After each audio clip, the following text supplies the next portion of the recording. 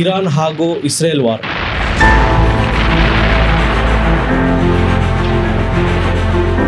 ಏನಕ್ಕೆ ಯುದ್ಧಗಳು ಸ್ಟಾರ್ಟ್ ಆಯಿತು ಸರ್?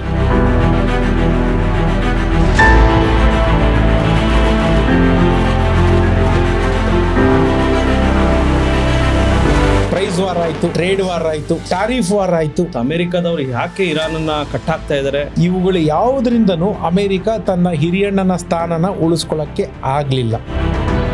ಇದು ಎಷ್ಟು ದೊಡ್ಡ ತಿರುವು ಪಡ್ಕೊಂಡಿದೆ. ಎಪ್ಸ್ಟೀನ್ ಫೈಲ್ಸ್ ಅಲ್ಲಿ ಟ್ರಂಪ್ ಹೆಸರು ಬಂತು, ಆದ್ರಿಂದ ಅದನ್ನ ಸೈಡ್ ನೂಕಿ ತಾನೇ ಸೋಲನ್ನ ಕಾಣ್ತಾ ಇದೆ. ಈ ಯುದ್ಧದಿಂದ ಔಟ್ಕಮ್ಸ್ ಏನು? ತೀರಿಸಲಾಗದ ಮಟ್ಟಿಗೆ ಸಾಲ ಇರೋದ್ರಿಂದ ಪರಿಣಾಮ ಸ್ಟಾಕ್ ಮಾರ್ಕೆಟ್ ಮೇಲೆ ಹೇಗ್ ಬೀರ್ಬೋದು? It's a reset button. ಈ ಯುದ್ಧ ಏನಕ್ಕೆ ನಡೀತಾ ಇದೆ ಅಂತ ತುಂಬಾ ಜನಕ್ಕೆ ಗೊತ್ತಿಲ್ಲ. ವೆನಿಜುಲಾ, ಇರಾನ್ ಈ ಎರಡು ದೇಶಗಳಿಂದಾನೇ ಹೋಗ್ತಾ ಇದ್ದಿದ್ದು. Whichever is more beneficial to India ಅದನ್ನ ನಾನು ಮಾಡ್ತೀನಿ, ಮಿಕ್ಕಿದ್ ಕಟ್ಕೊಂಡು ನನಗೇನಾಗಬೇಕು ಅನ್ನೋ. ಏನು ಲ್ಯಾಂಡ್ ಲಾಕ್ ನೇಷನ್ ಅಂತಂದ್ರೆ ಅದಕ್ಕೆ ಯಾವುದೇ ಸಮುದ್ರದ ಮಾರ್ಗಗಳಿಲ್ಲ. ಸುತ್ತಮುತ್ತ ಇರೋದೆಲ್ಲ ಶತ್ರು ದೇಶಗಳು. ಓದ್ ಬಿಡ್ಬೇಕು, ಆಮೇಲೆ ಕೆಲ್ಸಕ್ಕೆ ಹೋಗ್ಬೇಕು, ಬೇರೆ Format. ದುಡಿಬೇಕು. ಒಂದು ಫಾರ್ಮ್ಯಾಟ್ ಇದೆ. ಜಾಗತಿಕ ವಿತ್ತ ಜಗತ್ತಿಗೂ ಕೂಡ ಬೈನರಿ ಲ್ಯಾಂಗ್ವೇಜ್ ಅರ್ಥ ಆಗಲ್ಲ. ಲಾಭ ನಷ್ಟ. Safest country in the earth, safest tax Heaven in the earth. ನೀವು ಬನ್ನಿ ದುಡ್ಕೊಳ್ಳಿ, ನಿಮ್ಗೆ ಯಾವ್ದು ಇನ್ಕಮ್ ಟ್ಯಾಕ್ಸ್ ಇಲ್ಲ. ನಿಮ್ಗೆ ರೇರ್ ಅರ್ತ್ ಮೆಟೀರಿಯಲ್ಸ್ ಅಂತ ನಾವು ಕರಿತೀವಿ. ಇದರ 90% ಅಧಿಪತ್ಯನ ಚೈನಾ ಇಟ್ಕೊಂಡಿದೆ. ಸೊ ಮೇನ್ಲಿ ಎಕನಾಮಿಕಲಿ ಸ್ಟ್ರಾಂಗ್ ಆಗೋದಕ್ಕೆ ಅಮೆರಿಕ ಇದೆಲ್ಲ ಕುತಂತ್ರ ಮಾಡ್ತಾ ಇದೆ. It is purely for commercial purpose. Sir portfolio ಮಾರ್ಬಿಡ್ಲಾ, ಈಕ್ವಿಟಿ ಮಾರ್ಬಿಡ್ಲಾ, SIP ನಿಲ್ಸೇ ಬಿಟ್ಟಿದ್ದಾರೆ. SIP ಅದೊಂದು ತಪ್ಪು ಮಾಡ್ತಾ ಇದ್ದಾರೆ. ಮಹಾಪರಾಧ. ಯಾಕಂದ್ರೆ ಅವ್ರಿಗೊಂದು ಅರ್ಥ ಆಗಲ್ಲ. They have created a fear in the mind of investors. ಬಿದ್ದಷ್ಟು ಮಾರ್ಕೆಟ್ ಬಿದ್ದಷ್ಟು ಅವ್ರಿಗೆ ಲಾಭ ಆಗ್ತಿದೆ ಅನ್ನೋದು ಅವ್ರಿಗೆ ಅರ್ಥ ಆಗ್ತಾ ಇಲ್ಲ. They get more units. ಹೌದು.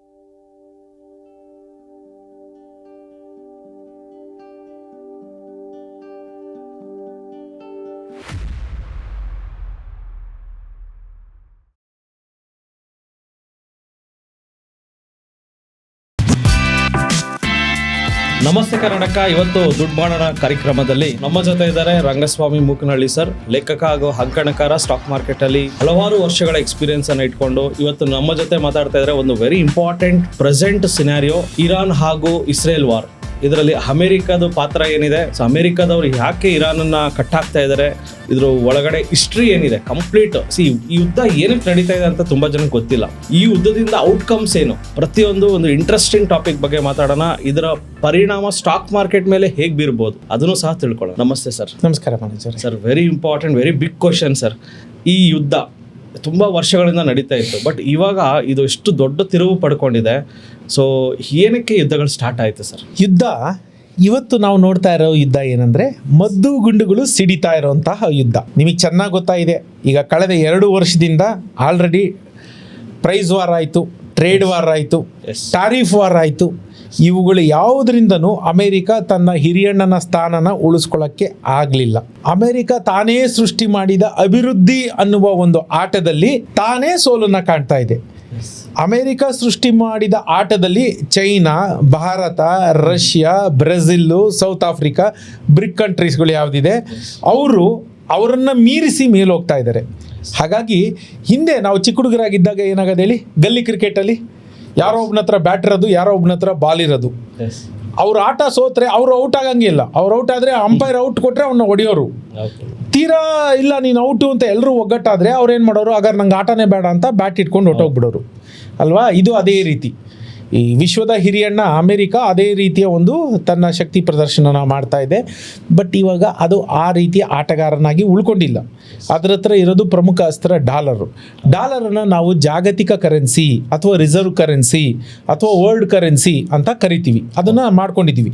ನಿಮಗೆ ಗೊತ್ತೇ ಇದೆ, ಜಗತ್ತಿನಾಗುವ ಎಲ್ಲ ಟ್ರೇಡ್ಗಳೂ ಯಾವುದ್ರ ಮೂಲಕ ಆಗ್ತದೆ, ಡಾಲರಿನ ಮೂಲಕನೇ ಆಗುತ್ತೆ. ಭಾರತ ಬೇರೆ ಯಾವುದೇ ದೇಶದೊಂದಿಗೆ ವಸ್ತುಗಳನ್ನು ಖರೀದಿ ಮಾಡಲಿ, ಆಮದು ಮಾಡಿಕೊಳ್ಳಿ ಅಥವಾ ರಫ್ತು ಮಾಡಲಿ, ಅದೆಲ್ಲದು ಬಿಲ್ ಆಗೋದು ಡಾಲರ್ನಲ್ಲಿ. ಹಾಗಾಗಿ ಗೊತ್ತಿಲ್ಲದಂಗೆ ನಾವೆಲ್ಲ ಜಗತ್ತಿನ ಎಲ್ಲರೂ ಮಾಡೋ ವ್ಯವಹಾರದ ಒಂದು ಅಂಶ ಕಮಿಷನ್ ರೂಪದಲ್ಲಿ ಅಥವಾ ಡಾಲರ್ ಎಕ್ಸ್ಚೇಂಜ್ ರೂಪದಲ್ಲಿ ಅವ್ರಿಗೆ ತಲುಪ್ತಾ ಇದೆ. ಹಾಗಾಗಿ ಅವ್ರು ಏನೂ ಮಾಡದೆ ಅಷ್ಟು ದೊಡ್ಡ ಸಾಹುಕಾರ ದೇಶವಾಗಿ ಕುಳಿತಿದ್ರು. ಆದರೆ ಇಷ್ಟು ದೊಡ್ಡ ಸಾಹುಕಾರ ದೇಶ ಅಂತ ನಾವೇನು ಅನ್ಕೊಂತೀವಿ, ಆ ದೇಶ ಸಾಲದ ಸುಳಿಯಲ್ಲಿ ಸಿಲುಕಿದೆ. ಹಾಗಾಗಿ ಇವತ್ತು ಅವ್ರಿಗೆ ತೀರಿಸಲಾಗದ ಮಟ್ಟಿಗೆ ಸಾಲ ಇರೋದ್ರಿಂದ ಕೊನೆಯ ಅಸ್ತ್ರ, ಇಟ್ಸ್ ಅ ರೀಸೆಟ್ ಬಟನ್, ಏನಂದರೆ ಯುದ್ಧ. ಯಾಕಂದರೆ ಒಂದು ಆಟದಲ್ಲಿ ಅವರು ಸೋಲ್ತಾ ಇದ್ದಾರೆ, ಗೆಲ್ಲುವ ಸಾಧ್ಯತೆಗಳೇ ಇಲ್ಲ. ಈಗಿದ್ದಾಗ ಏನಾಗುತ್ತೆ, ನಾನು ನಿಮ್ಗೆ ಉದಾಹರಣೆ ಕೊಟ್ಟನಲ್ಲ, ಅಳ್ಸಾಕ್ಬಿಡೋದು, ಆ ಆಟನೇ ಬೇಡ ಅಂತ ಹೊಸ ಆಟ ಶುರು ಮಾಡಬೇಕು. That is called reset button. ಇವತ್ತಿಗೂ ಜಗತ್ತಿನಲ್ಲಿ ಮಿಲಿಟರಿ ಶಕ್ತಿಯ ರೂಪದಲ್ಲಿ ನೋಡೋದಾದ್ರೆ ಅಮೆರಿಕ ಅತ್ಯಂತ ಪ್ರಬಲ ಶಕ್ತಿಶಾಲಿಯಾದ ರಾಷ್ಟ್ರ. ಬೇರೆ ಯಾವುದೂ ಇಲ್ಲ, ರಷ್ಯಾ ಇಲ್ಲ, ಚೈನಾ ಇಲ್ಲ, ಇಂಡಿಯಾ ಇಲ್ಲ. ಹೇಳ್ಬೋದು ಆನ್ ಪೇಪರ್ ನೀವೇನೇ ಸಮ ಅಂತಂದ್ರು ಅಮೆರಿಕದಷ್ಟು ಶಕ್ತಿಶಾಲಿ ದೇಶ ಯುದ್ಧಕ್ಕೆ ಬಂದಾಗ, ಯಾವಾಗ ಮದ್ದು ಗುಂಡು ಸಿಡಿಸಿದ್ದ ಯುದ್ಧಕ್ಕೆ ಬಂದಾಗ ಅವರಷ್ಟು ಶಕ್ತಿಶಾಲಿ ದೇಶ ಇನ್ನೊಂದಿಲ್ಲ. ಈ ಕಾರಣದಿಂದ ಬೇರೆ ಎಲ್ಲವುದು ಟ್ಯಾರಿಫ್ ವಾರು, ಪ್ರೈಸ್ ವಾರು, ಟ್ರೇಡ್ ವಾರು ಎಲ್ಲದರಲ್ಲೂ ಅವರು ಚೈನಾನ ಗೆಲ್ಲಕ್ಕಾಗಲಿಲ್ಲ, ಸೋತ್ರು. ಇನ್ಫ್ಯಾಕ್ಟ್ ಇಂಡಿಯಾ ಮುಂದೆ ಟ್ಯಾರಿಫ್ ವಾರಲ್ಲಿ ಸೋತ್ರು, ಚೈನಾ ಮುಂದೆ ಪ್ರೈಸ್ ವಾರಲ್ಲಿ ಸೋತ್ರು, ಟ್ರೇಡ್ ವಾರಲ್ಲಿ ಚೈನಾ ಮುಂದೆ ಸೋತ್ರು. ಜಗತ್ತು ಎಲ್ಲ ಅದಕ್ಕೆ ಸಾಕ್ಷಿಯಾಗಿ ನೋಡ್ತಾ ನಿಂತಿದೆ. ಎಲ್ಲದು ಸೋತಾಗ ಅದಕ್ಕೋಸ್ಕರ ಈಗ ಒಂದು ಯುದ್ಧ ಅವ್ರು ಮಾಡಲೇಬೇಕಾದ ರೀಸೆಟ್ ಬಟನ್, ಇದು ಪ್ರಪ್ರಥಮ ಕಾರಣ. ಇಲ್ಲಿ ಯುದ್ಧ ಮೊದಲಿಂದನೂ ನಡೀತಾ ಇತ್ತು, ಇಸ್ರೇಲ್ದು ಇರಾನ್ದು. ಹೌದು, ಬಟ್ ಇವಾಗ ಅದು ಆಂಪ್ಲಿಫಿಕೇಶನ್ ಅಂದ್ರೆ ತುಂಬಾ ದೊಡ್ಡ ಮಟ್ಟದಲ್ಲಿ ನಡೀತಾ ಇದೆ. ಬರ್ತೀನಿ ಈಗ. ಹೋಗಿ ದುಬೈಗೆ ಬೇರೆ ಏನೋ ಹಾಕಿಬಿಟ್ಟಿದ್ದಾರೆ. ಎಲ್ಲ ನಮ್ಮ ಕನ್ನಡಿಗರೆಲ್ಲ ಇವಾಗ ಬರ್ತಾ ಇದ್ದಾರೆ. ಹೌದು. ಸೊ ಇದು ಒಂದು ಹಿಸ್ಟ್ರಿ ಏನಿತ್ತು ಸರ್ ಹಿಂದೆ? ಹಿಸ್ಟ್ರಿ ಹೇಳ್ತೀನಿ. ಈ ಯುದ್ಧಕ್ಕೆ ಮೂಲ ಕಾರಣಗಳನ್ನ ನಾವು ಹುಡ್ಕೊಂಬಿಟ್ಟಾಗ ಇದಕ್ಕೆ ಬರೋಣ ನಂತರ. ತನ್ನ ಸಾರ್ವಭೌಮತ್ವ ಅಥವಾ ತನ್ನ ಹಿರಿಯಣ್ಣನ ಸ್ಥಾನ ಉಳಿಸ್ಕೋಬೇಕಾಗಿರುವಂಥ ಅನಿವಾರ್ಯತೆ ಅದ್ರ ಮುಂದೆ ಇದೆ, ಮೊದಲನೇ ಕಾರಣ. ಎರಡನೇ ಬಹುದೊಡ್ಡ ಕಾರಣ ನೀವು ನೋಡಬಹುದು, ಈಗ ಇರಾನ್ಗೆ ನೇರವಾಗಿ ಬಂದ್ಬಿಡ್ತೀನಿ, ಎರಡನೇ ಕಾರಣದಲ್ಲೇ ಬಂದ್ಬಿಡ್ತೀನಿ. ಅಮೆರಿಕ ವೆನಿಜುಲಾನ ಚಿಟಿಕೆ ಹೊಡೆಯುವಷ್ಟರಲ್ಲಿ ಆಪೋಷಣೆ ತಗೊಂತು. ಯಾಕಂದ್ರೆ ಅಲ್ಲಿ ತೈಲ ನಿಕ್ಷೇಪಗಳು ಜಗತ್ತಿನಲ್ಲಿ ಅತ್ಯಂತ ದೊಡ್ಡದಲ್ಲಿರೋದು ಅಲ್ಲಿ ವೆನಿಜುಲಾದಲ್ಲಿ. ಅದನ್ನ ತಾನು ಆಕ್ರಮಣ ಮಾಡಿ ತನ್ನ ನಿಯಂತ್ರಣಕ್ಕೆ ತಗೊಂತು. ಈಗ ಅದು ಇರಾನ್ ಮೇಲೆ ದಾಳಿ ಮಾಡಿದೆ. ಯಾಕೆ ದಾಳಿ ಮಾಡಿದೆ ಅಂದರೆ ಮತ್ತದೇ ಅವರು ಹೇಳ್ಬೋದು ನ್ಯೂಕ್ಲಿಯರ್ ಪವರ್ ಆಗ್ತಾ ಇದೆ, ಅದು ಜಗತ್ತಿಗೆ ಮಾರಕ. ಇರಾಕ್ ಮೇಲೆ ಹಂಗೆ ವೆಪನ್ ಆಫ್ ಮಾಸ್ ಡಿಸ್ಟ್ರಕ್ಷನ್ಸ್ ಇದೆ ಅನ್ನೋ ಕಾರಣ ಹೇಳಿ ಇರಾಕ್ನ ಮಾಡಿತ್ತು ಆ ಕಾಲದಲ್ಲಿ. ಇರಾನ್ಗೂ ಹಾಗೆ ಅದು ಏನೋ ನ್ಯೂಕ್ಲಿಯರ್ ವೆಪನ್ಸ್ ಮಾಡಿಬಿಡುತ್ತೆ, ಅದು ಜಗತ್ತಿಗೆ ಮಾರಕ ಅಂಥೇಳಿ ಆಕ್ರಮಣ ಮಾಡಿದೆ. ಆದರೆ ಅದು ಶುದ್ಧ ಸುಳ್ಳು. ಅದು ಇವತ್ತು ಜಗತ್ತಿನೆಲ್ಲರಿಗೂ ಗೊತ್ತಿರುವಂತಹ ವಿಷಯ. ಅಲ್ಲಿರೋ ತೈಲ ನಿಕ್ಷೇಪಗಳನ್ನು ತನ್ನ ಸ್ವಾಧೀನಕ್ಕೆ ತಗೊಳ್ಬೇಕು ಅನ್ನೋದೇ ಅಮೆರಿಕದ ಉದ್ದೇಶ. ಯಾಕೆ ಇರಾನ್ ಮೇಲೆ ಮಾಡ್ತು? ಬೇರೆ ದೇಶಗಳೂ ಬಹಳಷ್ಟು ತೈಲ ಉತ್ಪಾದನೆ ಮಾಡುವಂಥ ದೇಶಗಳಿದೆಯಲ್ಲ, ವೆನಿಜುಲಾ, ಇರಾನು. ಈ ಎರಡು ದೇಶಗಳಿಂದ ಚೈನಾಗೆ 100 ಲೀಟರ್ ಬೇಕು ಅಂತಂದರೆ ಈ ಎರಡು ದೇಶಗಳಿಂದನೇ ಹೋಗ್ತಾ ಇದ್ದಿದ್ದು. ಅತ್ಯಂತ ಪ್ರಮುಖವಾಗಿ ಚೈನಾದ ಎಲ್ಲ ತೈಲ ಒಂದು ಪೂರೈಕೆ ಬೇಡಿಕೆ ಏನಿತ್ತು, ಆ ಬೇಡಿಕೆಯ ಪೂರೈಸ್ತಾ ಇದ್ದಿದ್ದು ಇರಾನು ಮತ್ತು ವೆನಿಜುಲಾ. ಇವೆರಡರ ಮೇಲೆ ಅಮೆರಿಕ ನಿಯಂತ್ರಣ ಸಾಧಿಸ್ಬಿಟ್ರೆ ಚೀನಾನ ಕಟ್ಟಾಕೋದಕ್ಕೆ ಬಹಳ ಸುಲಭ ಆಗ್ತದೆ. ಇದು ಎರಡನೇ ಕಾರಣ. ಅರ್ಥ ಮಾಡ್ಕೊಳ್ಳಿ, ಯಾಕೆ ಇದು ಚೈನಾನ ಕಟ್ಟಾಕಬೇಕು? ಯಾಕೆ ಅಂದರೆ ಅದು ಅಮೆರಿಕಕ್ಕೆ ಸರಿಸಮಾನವಾಗಿ ಅದನ್ನು ಓವರ್ಟೇಕ್ ಮಾಡುವಂತಹ ಮಟ್ಟದಲ್ಲಿ ಬೆಳೀತಾ ಇದೆ ಅನ್ನೋದು ಒಂದು ಕಾರಣ. ಆದರೆ ಎರಡನೇದು, ಇವತ್ತು ಜಗತ್ತಿನಲ್ಲಿ ರೇರ್ ಅರ್ತ್ ಮೆಟೀರಿಯಲ್ಸ್ ಅಂತ ನಾವು ಕರಿತೀವಿ, ಅದು ಬಹಳಷ್ಟು ತಯಾರಿಕೆಗಳಲ್ಲಿ, ಮ್ಯಾನುಫ್ಯಾಕ್ಚರಿಂಗ್ಗಳಲ್ಲಿ ಅದು ಬೇಕೇ ಬೇಕು. ಅದಿಲ್ಲದೆ ಯಾವ ಮ್ಯಾನುಫ್ಯಾಕ್ಚರಿಂಗು ಆಗೋದಿಲ್ಲ. ಇದರ 90% ಅಧಿಪತ್ಯನ ಚೈನಾ ಇಟ್ಕೊಂಡಿದೆ. ಇವತ್ತು ನಾಳೆ ಇದು ಕೊಡಲಿಲ್ಲ ಅಂದರೆ ಜಗತ್ತಿನ ಬಹುತೇಕ ತಯಾರಿಕಾ ಘಟಕಗಳು ಮುಚ್ಚೋಗುವ ಸಾಧ್ಯತೆಗಳಿರ್ತದೆ. ಹಾಗಾಗಿ ಈ ರೇರ್ ಅರ್ತ್ ಮೆಟಲ್ ಕೊಡಬೇಕು, ಅದು ಕೊಡಲ್ಲ, ಅದು ಕಂಟ್ರೋಲ್ ಮಾಡೋಕ್ಕೆ ಸ್ಟಾರ್ಟ್ ಮಾಡುತ್ತೆ. ಈಗೇನು ಮಾಡುತ್ತೆ, ಇದು ಅವ್ರಿಗೆ ಕೊಡೋ ತೈಲನ ಕಂಟ್ರೋಲ್ ಮಾಡಿದ್ರೆ ಆವಾಗ ಇವ್ರೇನು ಮಾಡ್ತಾರೆ, ಟ್ರೇಡಿಗೆ ಬರ್ತಾರೆ. ಇಬ್ಬರು ಮುಖಾಮುಖಿ ಕೂತ್ಕೊಂಡು ಮಾತುಕತೆಗೆ ಬರ್ತಾರೆ, ನೆಗೋಸಿಯೇಷನಿಗೆ ಬರ್ತಾರೆ. ಈಗ ಚೈನಾ ನಿಯಂತ್ರಣ ಮೀರಿ ಬೆಳವಣಿಗೆ ಕೊಂಡಿರೋದ್ರಿಂದ ಅದಕ್ಕೆ ಮೂಗುದರ ಹಾಕಿ ಕೆಳಗಡೆ ತಂದು ಮತ್ತೆ ಡಿಸ್ಕಷನ್ ಟೇಬಲಿಗೆ ತರಬೇಕು ಅಂದರೆ ಯುದ್ಧ ಅನಿವಾರ್ಯ ಆಗೇ ಇತ್ತು. ಯುದ್ಧ ಅನಿವಾರ್ಯ ಆಗಿ ನೀವು ವೆನಿಜುಲಾ ಮೇಲೆ, ಇರಾನ್ ಮೇಲೆ ನಿಯಂತ್ರಣ ತಗೊಂಡು ಅವರಿಗೆ ಒಂದನಿ, ಈಗ ವಾಟರ್ಗೆ ಹಾಗೆ ಮಾಡಿದ್ವಿ ನಾವು, ಪಾಕಿಸ್ತಾನ್ಗೆ ಏನು ಮಾಡಿದ್ವಿ, ಅಲ್ಲಿಗೆ ಹೋಗೋ ನೀರು ಕಟ್ ಮಾಡಿದ ತಕ್ಷಣ ಅವರು ಬಾಯಿ ಮುಚ್ಕೊಂಡ್ರು. ಹಾಗೆ ಇದೆಲ್ಲ ಇಟ್ಸ್ ಆಲ್ ಏನಂದರೆ ಇಟ್ಸ್ ನೀವು ಗ್ಲೋಬಲ್ ಇದನ್ನು ನೋಡ್ತಾ ಬಂತು ಅಂತಂದರೆ, ರಾಜಕೀಯಗಳು ನೀವು ಜಿಯೋಪೊಲಿಟಿಕ್ಸ್ ನೋಡ್ತಾ ಬಂದರೆ ಅದಾಗದೆ ಹೀಗೆ, ಅಲ್ಲಿ ಯಾವುದೋ ಬಟನ್ ಹೊತ್ತರು ಇನ್ನೊಂದು ಯಾವುದೋ ಬಟನ್ ಅಲ್ಲಿ ಸರಿಯಾಗ್ಬಿಡ್ತದೆ. ಹಾಗೆ ಇವೆರಡನ್ನ ಅದು ನಿಯಂತ್ರಣಕ್ಕೆ ತೊಗೊಂಡ್ರೆ ಆಗ ಚೈನಾ ನೆಗೋಸಿಯೇಷನ್ ಟೇಬಲಿಗೆ ಬರುತ್ತೆ ಮಾತಾಡೋಕ್ಕೆ. ನೋಡಪ್ಪ, ನಾನು ನಿನಗೆ ತೈಲ ಕೊಡ್ತೀನಿ, ನೀನು ನನಗೆ ರೇರ್ ಅರ್ತ್ ಮೆಟೀರಿಯಲ್ ಕೊಡು. ನೋಡು ನೀನು ಏನು ಮಾಡಂಗಿಲ್ಲ, ನೀನು ಡಾಲರಲ್ಲೇ ಟ್ರೇಡ್ ಮಾಡಬೇಕು. ಈಗ ಡಿಡಾಲರೈಸೇಷನ್ಗೆ ಅತ್ಯಂತ ದೊಡ್ಡ ಕೂಗು ಯಾವುದು? ಚೈನಾ, ಇಂಡಿಯಾ, ಬ್ರೆಜಿಲ್, ರಷ್ಯಾ, ಇದು ಬ್ರಿಕ್ಸ್ ಕಂಟ್ರೀಸ್. ಈಗ ಅದು ಯಾವಾಗ ಒಂದು ದೇಶನ ಅತ್ಯಂತ ಪ್ರಬಲವಾದದ್ದು ಬ್ರಿಕ್ಸ್ ಅಲ್ಲಿ ಚೈನಾನ ಮಣಿಸಿದ್ರೆ ಭಾರತ ಹೆಂಗೆ ಅಂತಂದ್ರೆ, ಭಾರತ ಇವತ್ತಿನ ದಿನದಲ್ಲಿ ಈ ಕಡೆನೂ ಇಲ್ಲ ಆ ಕಡೆನೂ ಅಲ್ಲ, ಅಡ್ಗೋಡೆ ಮೇಲೆ ದೀಪ ಅಂತೀವಿ ನಾವು ಅದನ್ನು ಕನ್ನಡದಲ್ಲಿ. ಈ ಕಡೆ ಬಂದ್ರೆ ಈ ಕಡೆ ವಾಲ್ಕೋತದೆ, ಆ ಕಡೆ ಬಂದ್ರೆ ಆ ಕಡೆ ವಾಲ್ಕೋತದೆ. ಅಂಥ ಪರಿಸ್ಥಿತಿಯಲ್ಲಿ ಇಂಡಿಯಾ ಇದೆ. ಇದು ನಾನು ತಪ್ಪು ಅಂತ ಹೇಳ್ತಾ ಇಲ್ಲ, ಯಾಕಂದ್ರೆ ಭಾರತದಲ್ಲಿ ಇವತ್ತಿನ ಸರ್ಕಾರ ಮಾಡ್ತಿರೋ ಕೆಲಸ ಏನಂತಂದ್ರೆ, whichever is more beneficial to India ಅದನ್ನ ನಾನು ಮಾಡ್ತೀನಿ, ಮಿಕ್ಕಿದ್ ಕಟ್ಕೊಂಡು ನನಗೇನಾಗಬೇಕು ಅನ್ನೋ ಆ ರೀತಿಯ ಒಂದು ಸ್ಥಿತಿಯಲ್ಲಿ ಭಾರತ ಇವತ್ತಿದೆ. ಹಾಗಾಗಿ ಯುದ್ಧಕ್ಕೆ ಮೂಲ ಕಾರಣ ಪ್ರಥಮವಾಗಿ ಅಮೆರಿಕ ತನ್ನ ಸಾರ್ವಭೌಮತ್ವ ಉಳಿಸ್ಕೋಬೇಕು, ದೊಡ್ಡಣ್ಣನ ಪಟ್ಟ ಉಳಿಸ್ಕೋಬೇಕು. ಎರಡನೇದು ಚೀನಾನ ನಿಯಂತ್ರಣಕ್ಕೆ ತಗೋಬೇಕು. ಚೀನಾನ ನಿಯಂತ್ರಣಕ್ಕೆ ತಗೋಬೇಕು ಅಂತಂದ್ರೆ, ಒಂದೊಂದ್ಸರಿ ಏನೋ ಹೇಳ್ತಾ ಇದ್ರಲ್ಲ, ಯಾವ ಮನೇಲಿ ಹಿರಿಯಣ್ಣ ಇರ್ತಾನಲ್ಲ, ಅವನು ಒಬ್ಬನಿಗೆ ಚೆನ್ನಾಗಿ ಪೆಟ್ಕೊಟ್ಟು ಮಾಡಿದ್ರೆ ಬೇರೆ ಮಕ್ಕಳೆಲ್ಲ ಸರಿ ಆಗ್ತವೆ ಅಂತ. ಹಂಗಾಗಿ ಒಂದು ಚೀನಾನ ಮಗ್ಬಿಡಿ, ಅದಕ್ಕೆ ಹೋಗಿ ಅಲ್ಲಿ ಇರಾನನ್ನ ಟೈಟ್ ಮಾಡಿಬಿಟ್ರೆ, ವೆನಿಜುಲಾನ ಟೈಟ್ ಮಾಡಿದ್ರೆ ತಾನಾಗಿ ಇವ್ರದ್ದು ಶಕ್ತಿ ಕೆಳಗಡೆ ಹೋಗುತ್ತೆ ಅನ್ನುವಂತಹ ಒಂದಿದು. ಈಗ ನೀವು ಇನ್ನೊಂದು ಪ್ರಶ್ನೆ ಕೇಳಿದ್ರಿ, ಹೌದು ಅಮೆರಿಕಾದ ಏನೋ ವೆಟೆಡ್ ಇಂಟ್ರೆಸ್ಟ್ ಇದೆ, ಇಸ್ರೇಲ್ ಏನೋ ವೆಟೆಡ್ ಇಂಟ್ರೆಸ್ಟ್ ಇದೆ, ಅದಕ್ಕೆ ಅವರು ಇರಾನ್ ಮೇಲೆ ಮಾಡ್ತಾ ಇದ್ದಾರೆ. ಇಸ್ರೇಲ್ ಯಾತಕ್ಕೆ ಬಂತು ಮಧ್ಯದಲ್ಲಿ? ಇಸ್ರೇಲ್ ಏನಿಲ್ಲ, ಅದು ತನ್ನ ಸುತ್ತಮುತ್ತ ಇರುವ ಎಲ್ಲಾ ದೇಶಗಳು ಅದಕ್ಕಿರೋದು ಶತ್ರು ದೇಶಗಳೇ. ಇಸ್ರೇಲ್ ಎಷ್ಟು ಪುಟಾಣಿ ದೇಶ ಅಂತಂದ್ರೆ, ಆ ಪುಟಾಣಿ ದೇಶ it's a land locked nation. ಏನು ಲ್ಯಾಂಡ್ ಲಾಕ್ ನೇಷನ್ ಅಂತಂದ್ರೆ, ಅದಕ್ಕೆ ಯಾವುದೇ ಸಮುದ್ರದ ಮಾರ್ಗಗಳಿಲ್ಲ. ಸೊ ಸುತ್ತಮುತ್ತ ಇರೋದೆಲ್ಲ ಶತ್ರು ದೇಶಗಳು. ಈ ಶತ್ರು ದೇಶಗಳು ಯಾವುದನ್ನೇ ಆಯಿತು, ಇಲ್ಲಿ ಬರೋ ನೀರು, ಆಹಾರ ಪದಾರ್ಥಗಳನ್ನ ತಡೆದು ಬಿಟ್ರೆ, ಎಲ್ಲ ಬಾರ್ಡರ್ ಕ್ಲೋಸ್ ಮಾಡ್ಕೊಂಡ್ಬಿಟ್ರೆ ಅದಕ್ಕೆ ಏನು ಬರೋದೇ ಇಲ್ಲ. ಅದು ಡೆಡ್ ಅಂದರೆ ಒಂದು ತನ್ನ ದೇಶದಲ್ಲೇ ಅದು ತಾನು ಬಂದಿ ಆದಂಗೆ ಆಗುತ್ತೆ. ನೀವು ನಂಬೋದಿಲ್ಲ. ಅದಕ್ಕೆ ಇಸ್ರೇಲ್ ಯಾವ ಮಟ್ಟಕ್ಕೆ ಹೋಗಿದೆ ಅಂದರೆ, 2 ಬಾರಿ ಹೋಗಿ ಬಂದೆ ನಾನು. ಯಾವ ಮಟ್ಟಕ್ಕೆ ಅಂತಂದರೆ, ತನ್ನ ಬಾರ್ಡರ್ ಏರಿಯಾದೆಲ್ಲ ಆ ಬರಡು ಭೂಮಿಲೂ ಅತ್ಯದ್ಭುತವಾಗಿ ಕೃಷಿ ಮಾಡ್ತಾ ಇದೆ ಇವತ್ತು. ನೀರಿಲ್ಲದ ದೇಶ, ನೀರು ಉತ್ಪತ್ತಿ ಮಾಡಿಕೊಂಡು, ಯಾಕೆ ಸುತ್ತಮುತ್ತ ಶತ್ರು ದೇಶಗಳು ಆಹಾರ ಉತ್ಪನ್ನಗಳನ್ನ ಕಳಿಸಿಲ್ಲ ಅಂದರೆ ಸತ್ತೋಗ್ತಾರೆ. ಯಾವ ಮಟ್ಟಕ್ಕೆ ಬೆಳೀತಾರೆ ಅಂದರೆ, ಅಲ್ಲಿ ಕೆಲವೊಮ್ಮೆ ಬೆಳೆದ ಗುಲಾಬಿಗಳು ಭಾರತಕ್ಕೆ ಬರ್ತವೆ. ಅರ್ಥ ಮಾಡ್ಕೊಳ್ಳಿ. ಅಂದರೆ ಮನಸ್ಥಿತಿ ಬಹಳ ಮುಖ್ಯ. ಆ ಜನರಲ್ಲಿ ಎಂಥ ಶಕ್ತಿ ಇದೆ ಅನ್ನೋದಕ್ಕೆ ನಾನು ಈ ಮಾತುಗಳನ್ನ ಹೇಳಿದೆ. It's a beautiful country. ನೀವು ನೋಡಿದ್ರೆ ಅದು ಏನೂ ಅಲ್ಲದ ಬರಡು ಭೂಮಿನ ಅವರು ಚಿನ್ನದ ಭೂಮಿಯಾಗಿ ಪರಿವರ್ತನೆ ಮಾಡ್ತಾ ಇದ್ದಾರೆ. ಅಲ್ಲಿ ಯಾತಕ್ಕೆ ಅವರು ಇರಾನ್ನ ಇನ್ನೊಂದನ್ನ ತಾವಾಗಿ ಹೋಗಿ ಮೇಲ್ಬಿದ್ದು ಹೊಡಿತಾರೆ ಅಂದರೆ, ಅವರು ತಮ್ಮ ಜಾಗನ, ಅದನ್ನು ತಮ್ಮ ವ್ಯಾಪ್ತಿನ ಇನ್ನಷ್ಟು ದೊಡ್ಡದು ಮಾಡ್ಕೋಬೇಕು. ಅವ್ರಿಗಿರೋ ಜಾಗ ಸಾಲದು, ಸಣ್ಣ ಜಾಗ ಅದನ್ನು ಆಕ್ಯುಪೈ ಮಾಡಿಕೊಂಡು ಅವ್ರಿಗೆ ಒಂದು ಸೀ ಪೋರ್ಟ್ ಬೇಕು. ಆಗ ಅದು ಲ್ಯಾಂಡ್ ಲಾಕ್ಡ್ ಆದರೆ, ಲ್ಯಾಂಡ್ ಲಾಕ್ಡ್ ಅಂದ್ರೆ ಏನು ಗೊತ್ತಾ, ಎಲ್ಲ ಕಡೆ ದೇಶಗಳೇ ಇರ್ತವೆ. ಇಲ್ಲಿಗೆ ನಿಮಗೆ ಸಮುದ್ರದ್ದು ಯಾವುದೂ ಇಲ್ಲ. ಈಗ ನೀವು ಯಾವ್ದಾರ ಒಂದು ದೇಶಗಳು ನೋಡಿದ್ರೆ, ಯಾವೆಲ್ಲ ಸಮುದ್ರದ ಬಂದರುಗಳು ಇರ್ತಾವಲ್ಲ ಅವೇ ಜಾಸ್ತಿ ಪ್ರಾಸ್ಪರ್ ಆಗೋದು. ಲ್ಯಾಂಡ್ ಲಾಕ್ಡ್ ಬೇರೆ ದೇಶಗಳ ಮೇಲೆ ಡಿಪೆಂಡೆಂಟ್ ಅಲ್ವಾ. ಹಾಗಾಗಿ ಅವ್ರಿಗೆ ಆ ಥರದ್ದೊಂದು ಬೇಕು. ಅವ್ರಿಗೇನೋ ಒಂದು ರೀಸನ್ ಇದೆ, ಅಮೆರಿಕಾಗೆ ಒಂದು ರೀಸನ್ ಇದೆ ಯುದ್ಧ ಯಾಕೆ ಮಾಡುತ್ತೆ ಅಂತ. ಸರಿ, ಅವರೇನೋ ಯುದ್ಧ ಮಾಡ್ತಿದ್ದಾರೆ. ಮತ್ತು ಪಕ್ಕದಲ್ಲಿರೋದೆಲ್ಲ ದುಬೈ, UAE ಇರ್ಬೋದು. ದುಬೈ ಅಂದರೆ UAE, ಮತ್ತು ನಿಮ್ಮದು ಕತಾರ್ ಇರ್ಬೋದು, ಬೆಹರಾನ್ ಇರ್ಬೋದು. ಇವು ಎಲ್ಲ ಕಡೆ ಓಮಾನ್ ಮೇಲೆ ಏನೂ ಹೊಡೆದಿಲ್ಲ, ಇರಾನ್ ಏನೂ ಹೊಡೆದಿಲ್ಲ. Oman is a friendly country with Iran. ಹಾಗಾಗಿ ಓಮಾನ್ ಮೇಲೆ ಯಾವುದೇ ದಾಳಿ ಆಗಿಲ್ಲ. ಸೌದಿ ಮೇಲೆ ಆಗಿದೆ, ಅರಾಮ್ಕೋ ಮೇಲೆ ಆಗಿದೆ. Aramco the biggest refinery in India, I mean in the world oil refineries. Aramco, Saudi Aramco ಅಂತ ನೀವು ಕೇಳಿರ್ಬೋದು. ಸೌದಿ ಅರಾಮ್ಕೋ ಮೇಲೆ ದಾಳಿ ಮಾಡಿದ್ದಾರೆ, ಅದು ರಿಫೈನರೀಸ್ ಬಂದಾಗಿದೆ.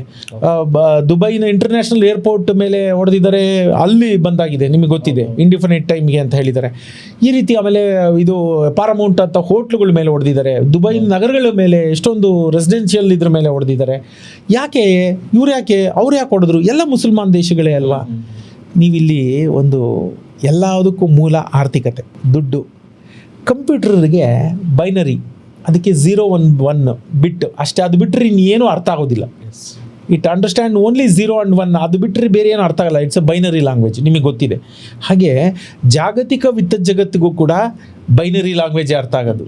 ಲಾಭ ನಷ್ಟ, ಲಾಭ ನಷ್ಟ, ಅಷ್ಟು ಬಿಟ್ಟು ಬೇರೆ ಯಾವ ಭಾಷೆ ಅದಕ್ಕೆ ಅರ್ಥ ಆಗೋದಿಲ್ಲ. ಈ ಸೆಂಟಿಮೆಂಟು, ಧರ್ಮ, ಜಾತಿ, ಭಾಷೆ, ಇದೆಲ್ಲ ನಾವು ಹೊಡೆದಾಡೋದು. ನಮಗೆ ಕಟ್ಟಿಕೊಟ್ಟ ನರೇಟಿವ್ಸು, ಯಾರೋ ದೊಡ್ಡ ಮನುಷ್ಯರು ಅವರು ಬೇಳೆಕಾಳು ಬೇಯಿಸ್ಕೊಳ್ಳೋಕ್ಕೆ ಕಟ್ಟಿದಂಥ ನರೇಟಿವ್ಸು. ನಿಮ್ಗೆ ಹೆಂಗೆ ಗೊತ್ತು ನೀವು ಯಾವ ಜಾತಿ ಅಂತ? ನಿಮ್ಗೆ ಹೆಂಗೆ ಗೊತ್ತು ಯಾವ ಧರ್ಮ ಅಂತ?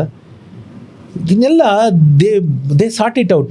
It's all planned. ನಿಮ್ಮನ್ನು ಈ ಕ್ಯಾಟಗರಿಲಿ ಹಾಕು, ಇವನನ್ನು ಈ ಕ್ಯಾಟಗರಿಲಿ ಹಾಕು, ಎಲ್ಲರನ್ನು ಅಲ್ಲ ಕ್ಯಾಟಗರಿಲಿ ಹಾಕ್ತಾರೆ. ಒಂದು ಸಿಸ್ಟಮ್ ಕ್ರಿಯೇಟ್ ಮಾಡ್ತಾರೆ. ಇವಾಗ ನಮ್ಮ ದೇಶದಲ್ಲೇ ನೋಡಿ ಸರ್, 16 ವರ್ಷ ಇವನು ಓದ್ಬೇಕು, ಬಿಡ್ಬೇಕು, ಆಮೇಲೆ ಕೆಲ್ಸಕ್ಕೆ ಹೋಗ್ಬೇಕು, ಬೇರೆ ದುಡಿಬೇಕು, ಒಂದು ಫಾರ್ಮ್ಯಾಟ್ ಇದೆ ಮಾಡ್ತಾರೆ. ನೀವು ಫಾರ್ಮ್ಯಾಟ್ ಮೀರಿ ಹೋಗ್ಬಾರ್ದು, ಯಾಕಂದ್ರೆ ಅದು ಕುರಿ. ಒಂದು ಫಾರ್ಮ್ಯಾಟ್ ಅಲ್ಲೇ ಹೋಗ್ತಾ ಇದ್ರೆ ನಿಮ್ಮನ್ನ ನಿಯಂತ್ರಿಸೋದು ಬಹಳ easy. To control you if they give some purpose, ಏನೋ ಒಂದು ಇದು ಮಾಡಿಬಿಟ್ರೆ ನೀವು ಎಲ್ಲದನ್ನು ಮೀರಿ ಚಿಂತನೆ ಮಾಡೋರಾದ್ರೆ ನೀವು ಯಾವ ಕ್ಯಾಟಗರಿಗೂ ಬರಲ್ಲ. ಈಗ ಮನೋಜ್ ಯಾವ ಕ್ಯಾಟಗರಿಗೆ ಬರಲ್ಲ, ರಂಗಸ್ವಾಮಿ ಯಾವ ಕ್ಯಾಟಗರಿಗೆ ಬರಲ್ಲ. ಯಾಕೆ ಕ್ಯಾಟಗರಿಗೆ ಬರಲ್ಲ ಅಂದರೆ ಅವ್ರಿಗೆ ಗೊತ್ತಿದೆ ಈ ಕ್ಯಾಟಗರಿನ ಸೃಷ್ಟಿ ಮಾಡಿರೋರು ಅವ್ರ ಲಾಭಕ್ಕೆ ಸೃಷ್ಟಿ ಮಾಡ್ಕೊಂಡಿದ್ದಾರೆ ಅಂತ. ಹಾಗಾಗಿ ಯಾವ ಕ್ಯಾಟಗರಿಗೂ ಬೀಳಲ್ಲ. ನಾನು ಕೆಲವೊಂದು ಸರಿ ಬಹಳ ನಗು ಬರುತ್ತೆ. ಯಾಕೆ ಬಹಳ ನಗು ಬರುತ್ತೆ ಗೊತ್ತಾ? 4 ಜನ ಸ್ನೇಹಿತರು, ಆಮೇಲೆ ಮತ್ತೆ ಅದೇ ವಿಷಯಕ್ಕೆ ಹೋಗೋಣ. 4 ಜನ ಸ್ನೇಹಿತರು ಒಂದು ಹೋಟ್ಲಿಗೆ ಹೋಗ್ತೀವಿ ಅಂತ ಇಟ್ಕೊಳ್ಳಿ. ನಾನು ಉಪ್ಪಿಟ್ಟು ತಿಂತೀನಿ, ನೀವು ಅವಲಕ್ಕಿ ತಿಂತೀರಾ, ಅವರು ದೋಸೆ ತಿಂತಾರೆ, ಇವರೇನೋ ಪೂರಿ ತಿಂತಾರೆ. ಯಾರಿಗೂ ಏನೂ ಸಮಸ್ಯೆನೇ ಇಲ್ಲ, ಹೌದಲ್ವಾ? ಹೌದು. ಈಗ ನಾ ಎಲ್ಲರೂ ಉಪ್ಪಿಟ್ಟೆ ತಿನ್ನಿ ಅಂದರೆ ಸಮಸ್ಯೆ ಅಲ್ತಾನೆ ಶುರು ಆಗುತ್ತೆ. ಹಾಗೆ ಜಾತಿ ಧರ್ಮ ಅನ್ನೋದು ಹಾಗೆ. ನಿಮ್ಮ ದೇವರು ನೀವು ಪೂಜೆ ಮಾಡ್ಕೊಳ್ಳಿ, ಇದೇ ದೇವ್ರನ್ನ ಪೂಜೆ ಮಾಡಬೇಕು ಅಂದರೆ ಉಪ್ಪಿಟ್ಟೆ ತಿನ್ನಬೇಕು ಅಂದಂಗಾಯ್ತು. ಯಾರು ಏನು ಇಷ್ಟ ಅದು ಮಾಡ್ಕೊಳ್ಳಿ ಬಿಡಿ ಅಂದರೆ ಸಮಸ್ಯೆಗಳೇ ಇರಲ್ಲ, ಆದರೆ ಜಗಳಗಳೇ ಆಗಲ್ಲ. ಅದಕ್ಕೆ ಅವ್ರನ್ನ ಕ್ಯಾಟಗರಿ ಮಾಡ್ತಾರೆ. ನೀವು ನೋಡ್ಬೋದು ಇಂಗ್ಲೆಂಡಲ್ಲಿ ಮತ್ತು ಕ್ರಿಕೆಟಲ್ಲಿ, ಯುರೋಪಿಯನ್ ನೇಷನ್ಗಳಲ್ಲಿ ಫುಟ್ಬಾಲ್ ತುಂಬ ಫೇಮಸ್ಸು. ಅಲ್ಲೆಲ್ಲ ಇದೇ ಥರ ಲೀಗ್ಗಳು ಮಾಡಿಕೊಂಡು, ಈಗ IPL ಇದೆಯಲ್ಲ ಅದೇ ಥರ ಮಾಡಿಕೊಂಡು ಜನನ ಎಷ್ಟು ವ್ಯವಸ್ಥಿತವಾಗಿ ಹೊಡಿತಾರೆ ಅಂದರೆ, ಅಲ್ಲಿ ಅದು ಮೆಜಾರಿಟಿ ಕ್ರಿಶ್ಚಿಯನ್ ಕಂಟ್ರೀಸ್. ಇನ್ನೇನು ಹೊಡಿತೀರಾ? ನಮ್ಮಲ್ಲಾದರೆ ಜಾತಿ ಅಂತ ಹೊಡಿತಾರೆ, ಅಲ್ಲಿ ಹೆಂಗೆ ಹೊಡಿತಾರೆ ಅಲ್ವಾ? ಅಲ್ಲಿ ಅದಕ್ಕೆ ಅವ್ರೇನು ಮಾಡಿದ್ರು, ಮ್ಯಾಂಚೆಸ್ಟರು, ಬಾರ್ಸಿಲೋನಾ, ಮ್ಯಾಡ್ರಿಡ್, ಅರ್ಥ ಆಯ್ತಾ, ವ್ಯಾಲೆನ್ಸಿಯಾ, ಪ್ರತಿಯೊಂದು ಊರಿಗೂ ಒಂದೊಂದು ಫುಟ್ಬಾಲ್ ಕ್ಲಬ್ಬು ಅವ್ರ ಮೇಲೆ ಆಡ್ತಾರೆ, ಆಟಗಳು ಆಡಿಸೋದು. ನೀವು ನಂಬಲ್ಲ, ಇಂಡಿಯಾ ಪಾಕಿಸ್ತಾನ್ ಮ್ಯಾಚ್ ಆದಂಗೆ ಆಗುತ್ತೆ. ಮ್ಯಾಡ್ರಿಡ್ಗೂ ಬಾರ್ಸಿಲೋನಾಗೂ ಫುಟ್ಬಾಲ್ ಆದಾಗ ಇಂಡಿಯಾ ಪಾಕಿಸ್ತಾನ್ ಥರ ಇರುತ್ತೆ. ಸೋತು ಬಿಟ್ರೆ ಬೆಂಕಿ ಹಚ್ತಾರೆ. ಅಲ್ಲೂ ಕೂಡ ಜನ ಒಬ್ರಿಗೊಬ್ರು ಹೊಡೆದಾಡೋ, ಒಬ್ಬನಿಗೆ ಕಣ್ಣು ಹೋಗುತ್ತೆ, ಕಾಲು ಹೋಗುತ್ತೆ, ಕೈ ಹೋಗುತ್ತೆ, ಹೊಡೆದಾಡ್ಕೋತಾರೆ. ಈ ಮಟ್ಟದ್ದು ಯಾರ ಆ ದ್ವೇಷನ ಎಲ್ಲಿತ್ತದು? ಯಾಕಿದು ಅದು ಅಂತ ಮಾಡಿದ್ರಿ? Dividing people. ಜನನ್ನ ಡಿವೈಡ್ ಮಾಡ್ತಾ ಹೋದಷ್ಟು, ಯಾವಾಗ ನೀವು ಹೆಚ್ಚು ಡಿವೈಡ್ ಆಗ್ತಾ ಹೋಗ್ತೀರಾ, to control you is more easy by saying ನೀನು ನಮ್ಮವನು, ಅವರವನು ಈಗ ಹೇಳಿ ಕಂಟ್ರೋಲ್ ಮಾಡೋದು ಈಸಿ ಆಗ್ತದೆ. ಹಾಗಾಗಿ ನಾವು ಇವಾಗ ಇದನ್ನು ತಗೊಂಡು ಈ ಕಡೆ ಬಂತು ಅಂತಂದ್ರೂ, ಯುದ್ಧಕ್ಕೆ ಬಂತು ಅಂತಂದ್ರೂ, ನೀವು ದೊಡ್ಡ ಮಟ್ಟದಲ್ಲಿ ನೋಡಿದ್ರೂ ಆಗ್ತಿರೋದು ಅದೇ. ಅವ್ರಿಗೆ ಮೇಲ್ಗಡೆ ಕೂತವ್ರಿಗೆ ಅವ್ರಿಗೆ ಲಾಭ ನಷ್ಟ ಬಿಟ್ಟು ಬೇರೆ ಯಾವುದೂ ಇಲ್ಲ. ಆದರೆ ಅದನ್ನು ಇಂಪ್ಲಿಮೆಂಟ್ ಮಾಡೋಕ್ಕೆ ಜನನ ಹೊಡಿಲೇಬೇಕು. ಜನ ಒಗ್ಗಟ್ಟಾಗಿದ್ದರೆ, ಅವ್ರಿಗೆ ಒಂದು ಕಾರಣ ಸಿಕ್ಕಿದ್ರೆ ಆಗ ಅವ್ರ ಅಜೆಂಡಾಗಳಿರ್ತಾವಲ್ಲ ಅದು ಯಾವುದೂ ಆಗೋದಿಲ್ಲ, ಕಾರ್ಯರೂಪಕ್ಕೆ ತರೋಕ್ಕಾಗೋದಿಲ್ಲ. ಹಾಗಾಗಿ ಈಗ ಮಾಡ್ತಾರೆ. ಸೊ ನೀವು ಅದನ್ನು ನೋಡ್ಕೊಂಬಂದ್ರೆ, ಈಗ ಯುದ್ಧಕ್ಕೆ ಬರೋಣ. ದುಬೈ 97ರಿಂದ 1997ಇಂದ, ನಾನು 1999ರಲ್ಲಿ ನಾನು ದುಬೈಗೆ ಫಸ್ಟ್ ಟೈಮ್ ಹೋಗಿದ್ದು. 97ರಲ್ಲಿ ಅವಾಗಲಿಂದನೇ ಅಮೇರಿಕಾ ಜೊತೆ ಅವರದ್ದು ಒಂದು ಒಪ್ಪಂದ ಇದೆ. ಡಾಲರು ಮತ್ತು ದಿರ್ಹಾಮು 3.686, ಇಟ್ಸ್ ಫಿಕ್ಸ್ಡ್. ಯಾವುದೇ ಕರೆನ್ಸಿ ಎಕ್ಸ್ಚೇಂಜ್ ಇಲ್ಲವೇ ಇಲ್ಲ. $1 = 3.686 ಅವತ್ತಿಂದ. ಯಾಕಂದರೆ ನಾನು ಕೆಲಸ ಮಾಡೋದ್ರಿಂದ ನನಗೆ ಗೂಗಲ್ ಮಾಡೋ ಅವಶ್ಯಕತೆ ಇಲ್ಲ, ಎಲ್ಲ ತಲೆಯಲ್ಲೇ ಇದೆ ನಂಬರ್ಗಳು. ಅವತ್ತಿಂದ ಇವತ್ತಿನ ತನಕ, ಇವತ್ತಿಗೂ 2026ರಲ್ಲಿ ಇವತ್ತು ಮಾತಾಡ್ತಿರೋ ದಿನವೂ $1 = 3.686. ಅಮೇರಿಕದ ಜೊತೆ ದುಬೈಂದು ಯಾವ ಮಟ್ಟದಲ್ಲಿ ಬಾಂಧವ್ಯ ಚೆನ್ನಾಗಿದೆ ಅನ್ನೋದಕ್ಕೆ ನಾನು ನಿಮ್ಗೆ ಹೇಳಿದೆ. ಇದು ಇರಾನ್ಗೆ ಗೊತ್ತಿದೆ. ಇರಾನು ಅನಾದಿ ಕಾಲದಿಂದಲೂ ಅಮೇರಿಕಾಗೆ ಶತ್ರು. ಅದು ಯಾವತ್ತೂ ಅದನ್ನು ತನ್ನ ಮಿತ್ರ ಅಂತ ಒಪ್ಕೊಂಡಿದ್ದಿಲ್ಲ, ಅಥವಾ ಅದಕ್ಕೆ ಸರೆಂಡರ್ ಆಗಿದ್ದು ಇತಿಹಾಸಗಳಲ್ಲಿ ಇಲ್ಲ. ಸೊ ಹಾಗಾಗಿ ಅದಕ್ಕೆ ಗೊತ್ತು, ನಾನು ದೂರದ ಅಮೇರಿಕಕ್ಕೆ ಹೋಗಿ ಹೊಡೆಯೋಕ್ಕಾಗಲ್ಲ, ದೂರ ಇದೆ. ಬ್ಯಾಲಿಸ್ಟಿಕ್ ಮಿಸೈಲ್ ಹೊಡೆದ್ರೂ ಅಲ್ಲಿ ತನಕ ಹೋಗ್ಲಾಗದಂಥದ್ದು. ಸೊ ಅದಕ್ಕೆ ಅವರು ದುಬೈ ಮೇಲೆ ಹೊಡಿತಾರೆ. ದುಬೈ ಅಮೇರಿಕಾದ ಮಿತ್ರ ರಾಷ್ಟ್ರ, ಆಯಿತಾ? ಅಲ್ಲಿ ಒಪ್ಪಂದಗಳು, ಅಮೇರಿಕಾದ ಎಷ್ಟೋ ಕಾರ್ಪೊರೇಟ್ ಆಫೀಸಸ್ಸು, ಮತ್ತು ದುಬೈ ಒಂದು ಕನಸನ್ನು ಮಾರ್ತಾ ಬಂದಿದೆ. ಕಳೆದ 30 ವರ್ಷದಿಂದ ಕನಸನ್ನು ಮಾರ್ತಾ ಬಂದಿದೆ. ಏನಂದರೆ safest country in the earth, safest tax Heaven in the earth. ನೀವು ಬನ್ನಿ ದುಡ್ಕೊಳ್ಳಿ, ನಿಮ್ಗೆ ಯಾವ್ದು ಇನ್ಕಮ್ ಟ್ಯಾಕ್ಸ್ ಇಲ್ಲ, ನಿಮಗೆ ಬನ್ನಿ ನೀವು ಮನೆ ತಗೊಳ್ಳಿ, ಮನೆ ಇವತ್ತು 1 ಲಕ್ಷಕ್ಕೆ ತಗೊಳ್ಳಿ, ನಾಳೆ 2 ಲಕ್ಷಕ್ಕೆ ಮಾಡಿ, ಕ್ಯಾಪಿಟಲ್ ಗೇನ್ ಇಲ್ಲ. ಈ ಥರ ನೋಡಿ, ನಮ್ಮಲ್ಲಿ ನಾವು 20% 1 ವರ್ಷದೊಳಗಡೆ ಕಟ್ಟಿದ್ರೆ, 1 ವರ್ಷದ ನಂತರ ಆದರೆ 12.5% ಟ್ಯಾಕ್ಸ್ ಕ್ಯಾಪಿಟಲ್ ಗೇನ್ ಕಟ್ಟಬೇಕು. ನನ್ನ ದುಡ್ಡು, ನನ್ನ ರಿಸ್ಕು, ನಾನು ಮನೆ ತೊಗೊಂಡೆ, ಅದು ಬಿಡುತ್ತೋ ನಾವು ಸರ್ಕಾರಕ್ಕೆ ಕ್ಯಾಪಿಟಲ್ ಗೇನ್ 12.5% 20% ಕಟ್ಟಬೇಕು. ಸ್ಟಾಕ್ ಮಾರ್ಕೆಟ್ದು ಅದೇ ಗತಿ. ನನ್ನ ರಿಸ್ಕ್ ಮೇಲೆ ನಾನು ತೊಗೋತೀನಿ. ಅದು ನೋಡಿ ಇವತ್ತೆಲ್ಲ ಬಿದ್ದೋಗಿದೆ. ಹೌದು. ಬಿದ್ದೋದಾಗ ನಮ್ಗೆ ಏನಾರ ಬೆಂಬಲಧನ ಕೊಡುತ್ತಾ ಸರ್ಕಾರ ಬಂದು? ಇಲ್ಲಪ್ಪ, ನೀನು ಲಾಭ ಆದಾಗೆಲ್ಲ 12% ಕಟ್ಟಿದ್ಯಾ, ಲಾಭ ಆದಾಗೆಲ್ಲ 20% ಕಟ್ಟಿದ್ಯಾ, ಇವಾಗ ನಿಂದು ನಷ್ಟ ಆಗ್ತಿದೆ 20% ನಾನು ಪಾಲುದಾರ ಅಂತ ಏನನ್ನ ಸರ್ಕಾರ ಬರುತ್ತಾ? ಯಾವುದು? ನಮ್ಮಲ್ಲಿರುವ ನ್ಯೂನ್ಯತೆಗಳನ್ನು ಉಪಯೋಗಿಸ್ಕೊಂಡು ದುಬೈ ಸೊಗಸಾಗಿ ಬೆಳೀತು. Yes. ನೀವು ನಂಬಲ್ಲ, ಜಗತ್ತಿನ ಎಲ್ಲ ಸಾಹುಕಾರರು ದುಬೈಲಿ ಮನೆ ಮಾಡ್ತಾ ಇದ್ರು. ದುಬೈಲಿ 100 ಮನೆಗಳನ್ನು ಕಟ್ಟಿದ್ರೆ ಕಳೆದ 10 ವರ್ಷದಲ್ಲಿ 70 ಮನೆ ಕೊಂಡ್ಕೊಂಡಿರೋರು ಭಾರತೀಯರು. 70% ಭಾರತೀಯರು ಕೊಂಡ್ಕೋತಾ ಇದ್ದಾರೆ. ಅಂದ್ರೆ ಇಲ್ಲಿರೋ ದುಡ್ಡೆಲ್ಲ ಅಲ್ಲಿ ಹೋಗ್ತಾ ಇದೆ. ತಗೋತಾರೆ. ಯಾಕೆ ತಗೋತಾರೆ? Common sense. ನಮ್ಮಲ್ಲಿ ಯೋಚನೆ ಮಾಡಬೇಕು. ನಮ್ಮಲ್ಲಿ ಏನಾಗುತ್ತೆ ಅಂತಂದ್ರೆ, ನಮಗೆ ಟ್ಯಾಕ್ಸ್ ಕಲೆಕ್ಷನ್ ಬಿಟ್ರೆ ಬೇರೆ ಏನೂ ತಿಳಿಯೋದಿಲ್ಲ. ಹಾಗೆ ಹೋಗ್ತಿರೋ ಜನ ಕೇವಲ ಸಾಹುಕಾರರಲ್ಲ, ಬುದ್ಧಿವಂತರು ಕೂಡ. ಯಾಕಂದ್ರೆ ಅಲ್ಲಿ ಇನ್ಕಮ್ ಟ್ಯಾಕ್ಸ್ ಕೂಡ ಇಲ್ಲ, ಬರೀ ಪ್ರಾಪರ್ಟಿ ಟ್ಯಾಕ್ಸು ಇನ್ನೊಂದನ್ನ ಉಳಿಸೋಕ್ಕೆ ಅಂತ ಜನ ಅಲ್ಲಿ ಹೋಗ್ತಾ ಇಲ್ಲ. ಯೋಚನೆ ಮಾಡಿ, ಪ್ರತಿಭಾ ಪಲಾಯನ ತಡಿಬೇಕು ಅಂತೀವಿ, ಅಲ್ಲಿ ಹೋಗಿ ಕೂತ್ಕೋತಾ ಇದ್ರು. ಇದು ಭಾರತ ಒಂದ್ರ ಕತೆ ಅಂತ ಅನ್ಕೋಬೇಡಿ. ಇಂಗ್ಲೆಂಡಿನಿಂದ ಪ್ರತಿ ವರ್ಷ 6-6.5 ಸಾವಿರ ಜನ ಸಾಹುಕಾರರು, ಬುದ್ಧಿವಂತರು ಅಲ್ಲಿಂದ ಬ್ರಿಟಿಷರು ಕಾಲ್ ಕೀಳ್ತಾ ಇದ್ದಾರೆ. ಯಾಕಂದ್ರೆ ಅಲ್ಲಿ ಬದುಕಕ್ಕಾಗಲ್ಲ ಇವತ್ತು. ಆ ಮಟ್ಟದಲ್ಲಿ ಟ್ಯಾಕ್ಸೇಷನ್. ಇನ್ನೊಂದು ಅದರಲ್ಲಿ ಒಂದು 6 ಸಾವಿರದಲ್ಲಿ ಒಂದು 4,000 ಜನ ಎಲ್ಲಿಗೆ ಬರ್ತಾ ಇದ್ದಾರೆ? ದುಬೈಗೆ ಬರ್ತಾ ಇದ್ದಾರೆ. ಯಾಕೆ ಬರ್ತಾ ಇದ್ದಾರೆ? ಆ ರೀತಿಯ ಇನ್ಫ್ರಾಸ್ಟ್ರಕ್ಚರು, ಆ ರೀತಿಯ ಸೌಲಭ್ಯಗಳನ್ನು ದುಬೈ ದೇಶ ಒದಗಿಸ್ತಾ ಇತ್ತು ಕಳೆದ 30 ವರ್ಷ. ಅದರಲ್ಲಂತೂ ಈ ಕಳೆದ 10 ವರ್ಷದಿಂದಂತೂ ಗೋಲ್ಡನ್ ವೀಸಾ ಹೆಸರಿನಲ್ಲಿ ಎಷ್ಟು ಜನನ ಅದು ಆಕರ್ಷಣೆ ಮಾಡ್ತಾ ಇತ್ತು ಅಂತಂದರೆ, ಜಗತ್ತಿನಾದ್ಯಂತ. ನಾನೇನು ಇದು ಕೆನಡಾಯಿಂದ ಜನ ರೀರಿಲೊಕೇಟ್ ಆಗ್ತಾ ಇದ್ರು. ಅಲ್ಲಿ ಕೆನಡಾದಲ್ಲಿ ನಿಮಗೆ ಗೊತ್ತಿದೆ ವಾತಾವರಣ ಯಾವ ಮಟ್ಟದಲ್ಲಿ ಕೆಟ್ಟದಿದೆ ಅಂಥೇಳಿ. ಅಲ್ಲಿಂದ ಎಲ್ಲ ದುಬೈಗೆ ಬರ್ತಾ ಇದ್ರು. ಸೊ ಇರಾನ್ಗೆ ಗೊತ್ತು, ದುಬೈ ಹೊಡೆದ್ರೆ ಅಲ್ಲಿರೋ ಬಂಡವಾಳ ಅಮೇರಿಕಾದ್ದು ಅಂತ. ದುಬೈಗೆ ಪೆಟ್ಟು ಕೊಟ್ಟರೆ, ಮಗುಗೆ ಪೆಟ್ಟು ಕೊಟ್ಟರೆ ಅಮ್ಮನಿಗೂ ಅಪ್ಪನಿಗೆ ನೋವಾಗುತ್ತೆ ಅನ್ನೋದು ಅದಕ್ಕೆ ಗೊತ್ತು. ಅಲ್ಲದೆ ಅದು ದೂರದಲ್ಲಿದೆ ಅಮೇರಿಕಾ. ಇವರು ಬ್ಯಾಲಿಸ್ಟಿಕ್ಕೋ ಇನ್ನೊಂದು ಯಾಕಿದ್ರು ಆ ಮಟ್ಟದ ಅಷ್ಟು ದೂರ ಅದು ಹೋಗೋದಿಲ್ಲ. ಹೋದ್ರೂ ಅವ್ರ ಹತ್ರ ಇಂಟರ್ಸೆಪ್ಟರ್ಸ್ ತುಂಬ ಚೆನ್ನಾಗಿದೆ, ಅದು ತಡೆದು ಬಿಡುತ್ತೆ. ಇಲ್ಲೂ ಅವರು ಬ್ಯಾಲಿಸ್ಟಿಕ್ ಏನೋ ಹಾಕ್ಲಿಲ್ಲ, ಅವ್ರು ಕಳಿಸಿದ್ದು ಡ್ರೋನ್ಗಳ ಮೂಲಕ. $10,000 to $15,000 ಖರ್ಚಾದರೆ ಒಂದು ಡ್ರೋನ್ ಬರುತ್ತೆ. ಆ ಡ್ರೋನ್ ತೊಗೊಂಡೋಗಿ ಅಲ್ಲಿ ಡಂಪ್ ಮಾಡಿಬಿಡ್ತಾರೆ. ಸಾಕಲ್ಲ, ಅವರು ತೀವ್ರ ಮಟ್ಟದ ಹಾನಿ ಅಲ್ದಿದ್ರು they have created a fear in the mind of investors. Panic ಆಗಿದೆ. ಎಕ್ಸಾಕ್ಟ್ಲಿ. ಹೂಡಿಕೆದಾರನ ಮನಸ್ಸಿನಲ್ಲಿ ಭಯ ಉತ್ಪನ್ನ ಮಾಡುವ ಕೆಲಸನ ಅವ್ರು ಮಾಡಿದ್ದಾರೆ. ಅವರು ಪ್ರಾಣಹಾನಿ ಹೆಚ್ಚಿಂದ ಮಾಡಿಲ್ಲ. ನಾನು ನಿಮ್ಗೆ ಹೇಳ್ತೀನಿ, ಜಗತ್ತಿನಾದ್ಯಂತ ದುಬೈಗೆ ಹೋಗಿರೋ ಹೂಡಿಕೆದಾರ ಇದನ್ನಲ್ಲ, ಅವನು ಮಹಾಪುಕ್ಲ. ಯಾಕೆಂದ್ರೆ ಅವನು ಸಾಹುಕಾರ. ಯಾಕೆಂದ್ರೆ ಅವನ ಹತ್ರ ಕಳ್ಕೊಳ್ಳೋಕ್ಕೆ ಬೇಕಾದಷ್ಟಿದೆ. ಯಾರು ಏನೂ ಇಲ್ಲದೆ ಬೀದಿಲಿ ನಿಂತಿರ್ತಾನಲ್ಲ, ಅವ್ನಿಗೆ ಯಾವ ಭಯನೂ ಇಲ್ಲ. ಎಲ್ಲಾದ್ರೇನು ನನಗೇನಾಗಬೇಕಾಗಿದೆ, 40 ರೂಪಾಯಿ ಕೊಟ್ಟು ಏನೋ ಒಂದು ಚಿತ್ರಾನ್ನ ತಿಂದರೆ ನನ್ನ ದಿನ ಮುಗ್ದೋಯ್ತಂತ ನಾನು. ಅವ್ನಿಗೆ ಯಾವ ಭಯ ಇಲ್ಲ. ಯಾರಿಗೆ ಭಯ ಇರುತ್ತೆ? ಯಾರಿಗೆ ಕಳ್ಕೊಳ್ಳೋದಕ್ಕೆ ಬಹಳಷ್ಟು ಇರುತ್ತೆ ಅವರಿಗೆ ಭಯ ಇರುತ್ತೆ. ಏನು ಇಲ್ದವನಿಗೇನು ಭಯ ಅಲ್ವಾ? ನೀರಲ್ಲಿದ್ದಾಗ ಮಳೆ ಆದ್ರೇನು ಚಳಿ ಆದ್ರೇನು, ನೀರಲ್ಲಿ ಇಳಿದವ್ರಿಗೆ ಇನ್ನೇನಿದೆ? ಮನೇಲಿ ಕೂತವ್ರಿಗೆ ಅಯ್ಯೋ ಈಚೆ ಹೋದ್ರೆ ನೆಂದೋಗ್ಬಿಡ್ತೀನೋ ಏನೋ, ಮಳೆ ಜೋರಿದೆ, ಆ ಯೋಚನೆ ಎಲ್ಲ ಬರ್ತದೆ. ಮೊದಲೇ ಬೀದಿಲಿರೋನಿಗೆ ಯಾವ ಭಯ? ಸೊ ಹೂಡಿಕೆದಾರರು ಅಮೇರಿಕಾಯಿಂದ ಬಂದವರು, ಇಂಗ್ಲೆಂಡಿಂದ ಬಂದವರು, ಕೆನಡಾಯಿಂದ ಬಂದವರು, ಸಿಂಗಾಪುರಿಂದ ಬಂದಂಥವ್ರು, ಇಂಡಿಯಾಯಿಂದ ಹೋದಂಥವ್ರು, ಬಹಳಷ್ಟು ಜನ ಅಲ್ಲಿ ಬೀಡಿ ಬಿಟ್ಟಿರೋರ ಮನಸ್ಸಿನಲ್ಲಿ ಒಂದು ಭಯ ಉತ್ಪನ್ನ ಆಗಿದೆ. ಇವ್ರೇನು ಮಾಡ್ತಾರೆ ಗೊತ್ತಾ? ನಾನು ಯಾವಾಗಲೂ ಹೇಳ್ತಿರ್ತೀನಿ, ಈ ಹೂಡಿಕೆದಾರರು ಇದ್ದಾರಲ್ಲ, ಇವರು ಪಾರಿವಾಳ ಇದ್ದಂಗೆ. ಎಲ್ಲೊಂದು 4 ಕಾಳು ನೀವು ಹೆಚ್ಚಿಗೆ ಹಾಕಿ ಕರೆದು ಬಿಟ್ರೆ ಬಂದ್ಬಿಡುತ್ತೆ, ಹಾರ್ಕೊಂಡು ಹೋಗ್ತಾರೆ.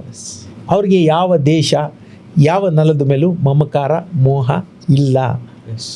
ಹೂಡಿಕೆದಾರನ ಮುಖ್ಯ ಗುಣಲಕ್ಷಣ ಏನು ಅಂದರೆ, ಅವನಿಗೆ ತನ್ನ ಹೂಡಿಕೆಯನ್ನು ಕಾಪಾಡ್ಕೊಳ್ಳೋದು ಅಷ್ಟೇ. ಸೊ ಅವನು ದುಬೈಯಿಂದ ಓಡ್ತಾನೆ. ಯಾಕಂದರೆ ಅವನಲ್ಲಿ ಫಿಯರ್ ಆಯಿತು, ಇಲ್ಲಪ್ಪ Dubai is not a safe haven. ಆ ಪ್ಯಾನಿಕ್ಕು, ಆ ಫಿಯರು ದೇ ಹ್ಯಾವ್ ಕ್ರಿಯೇಟೆಡ್.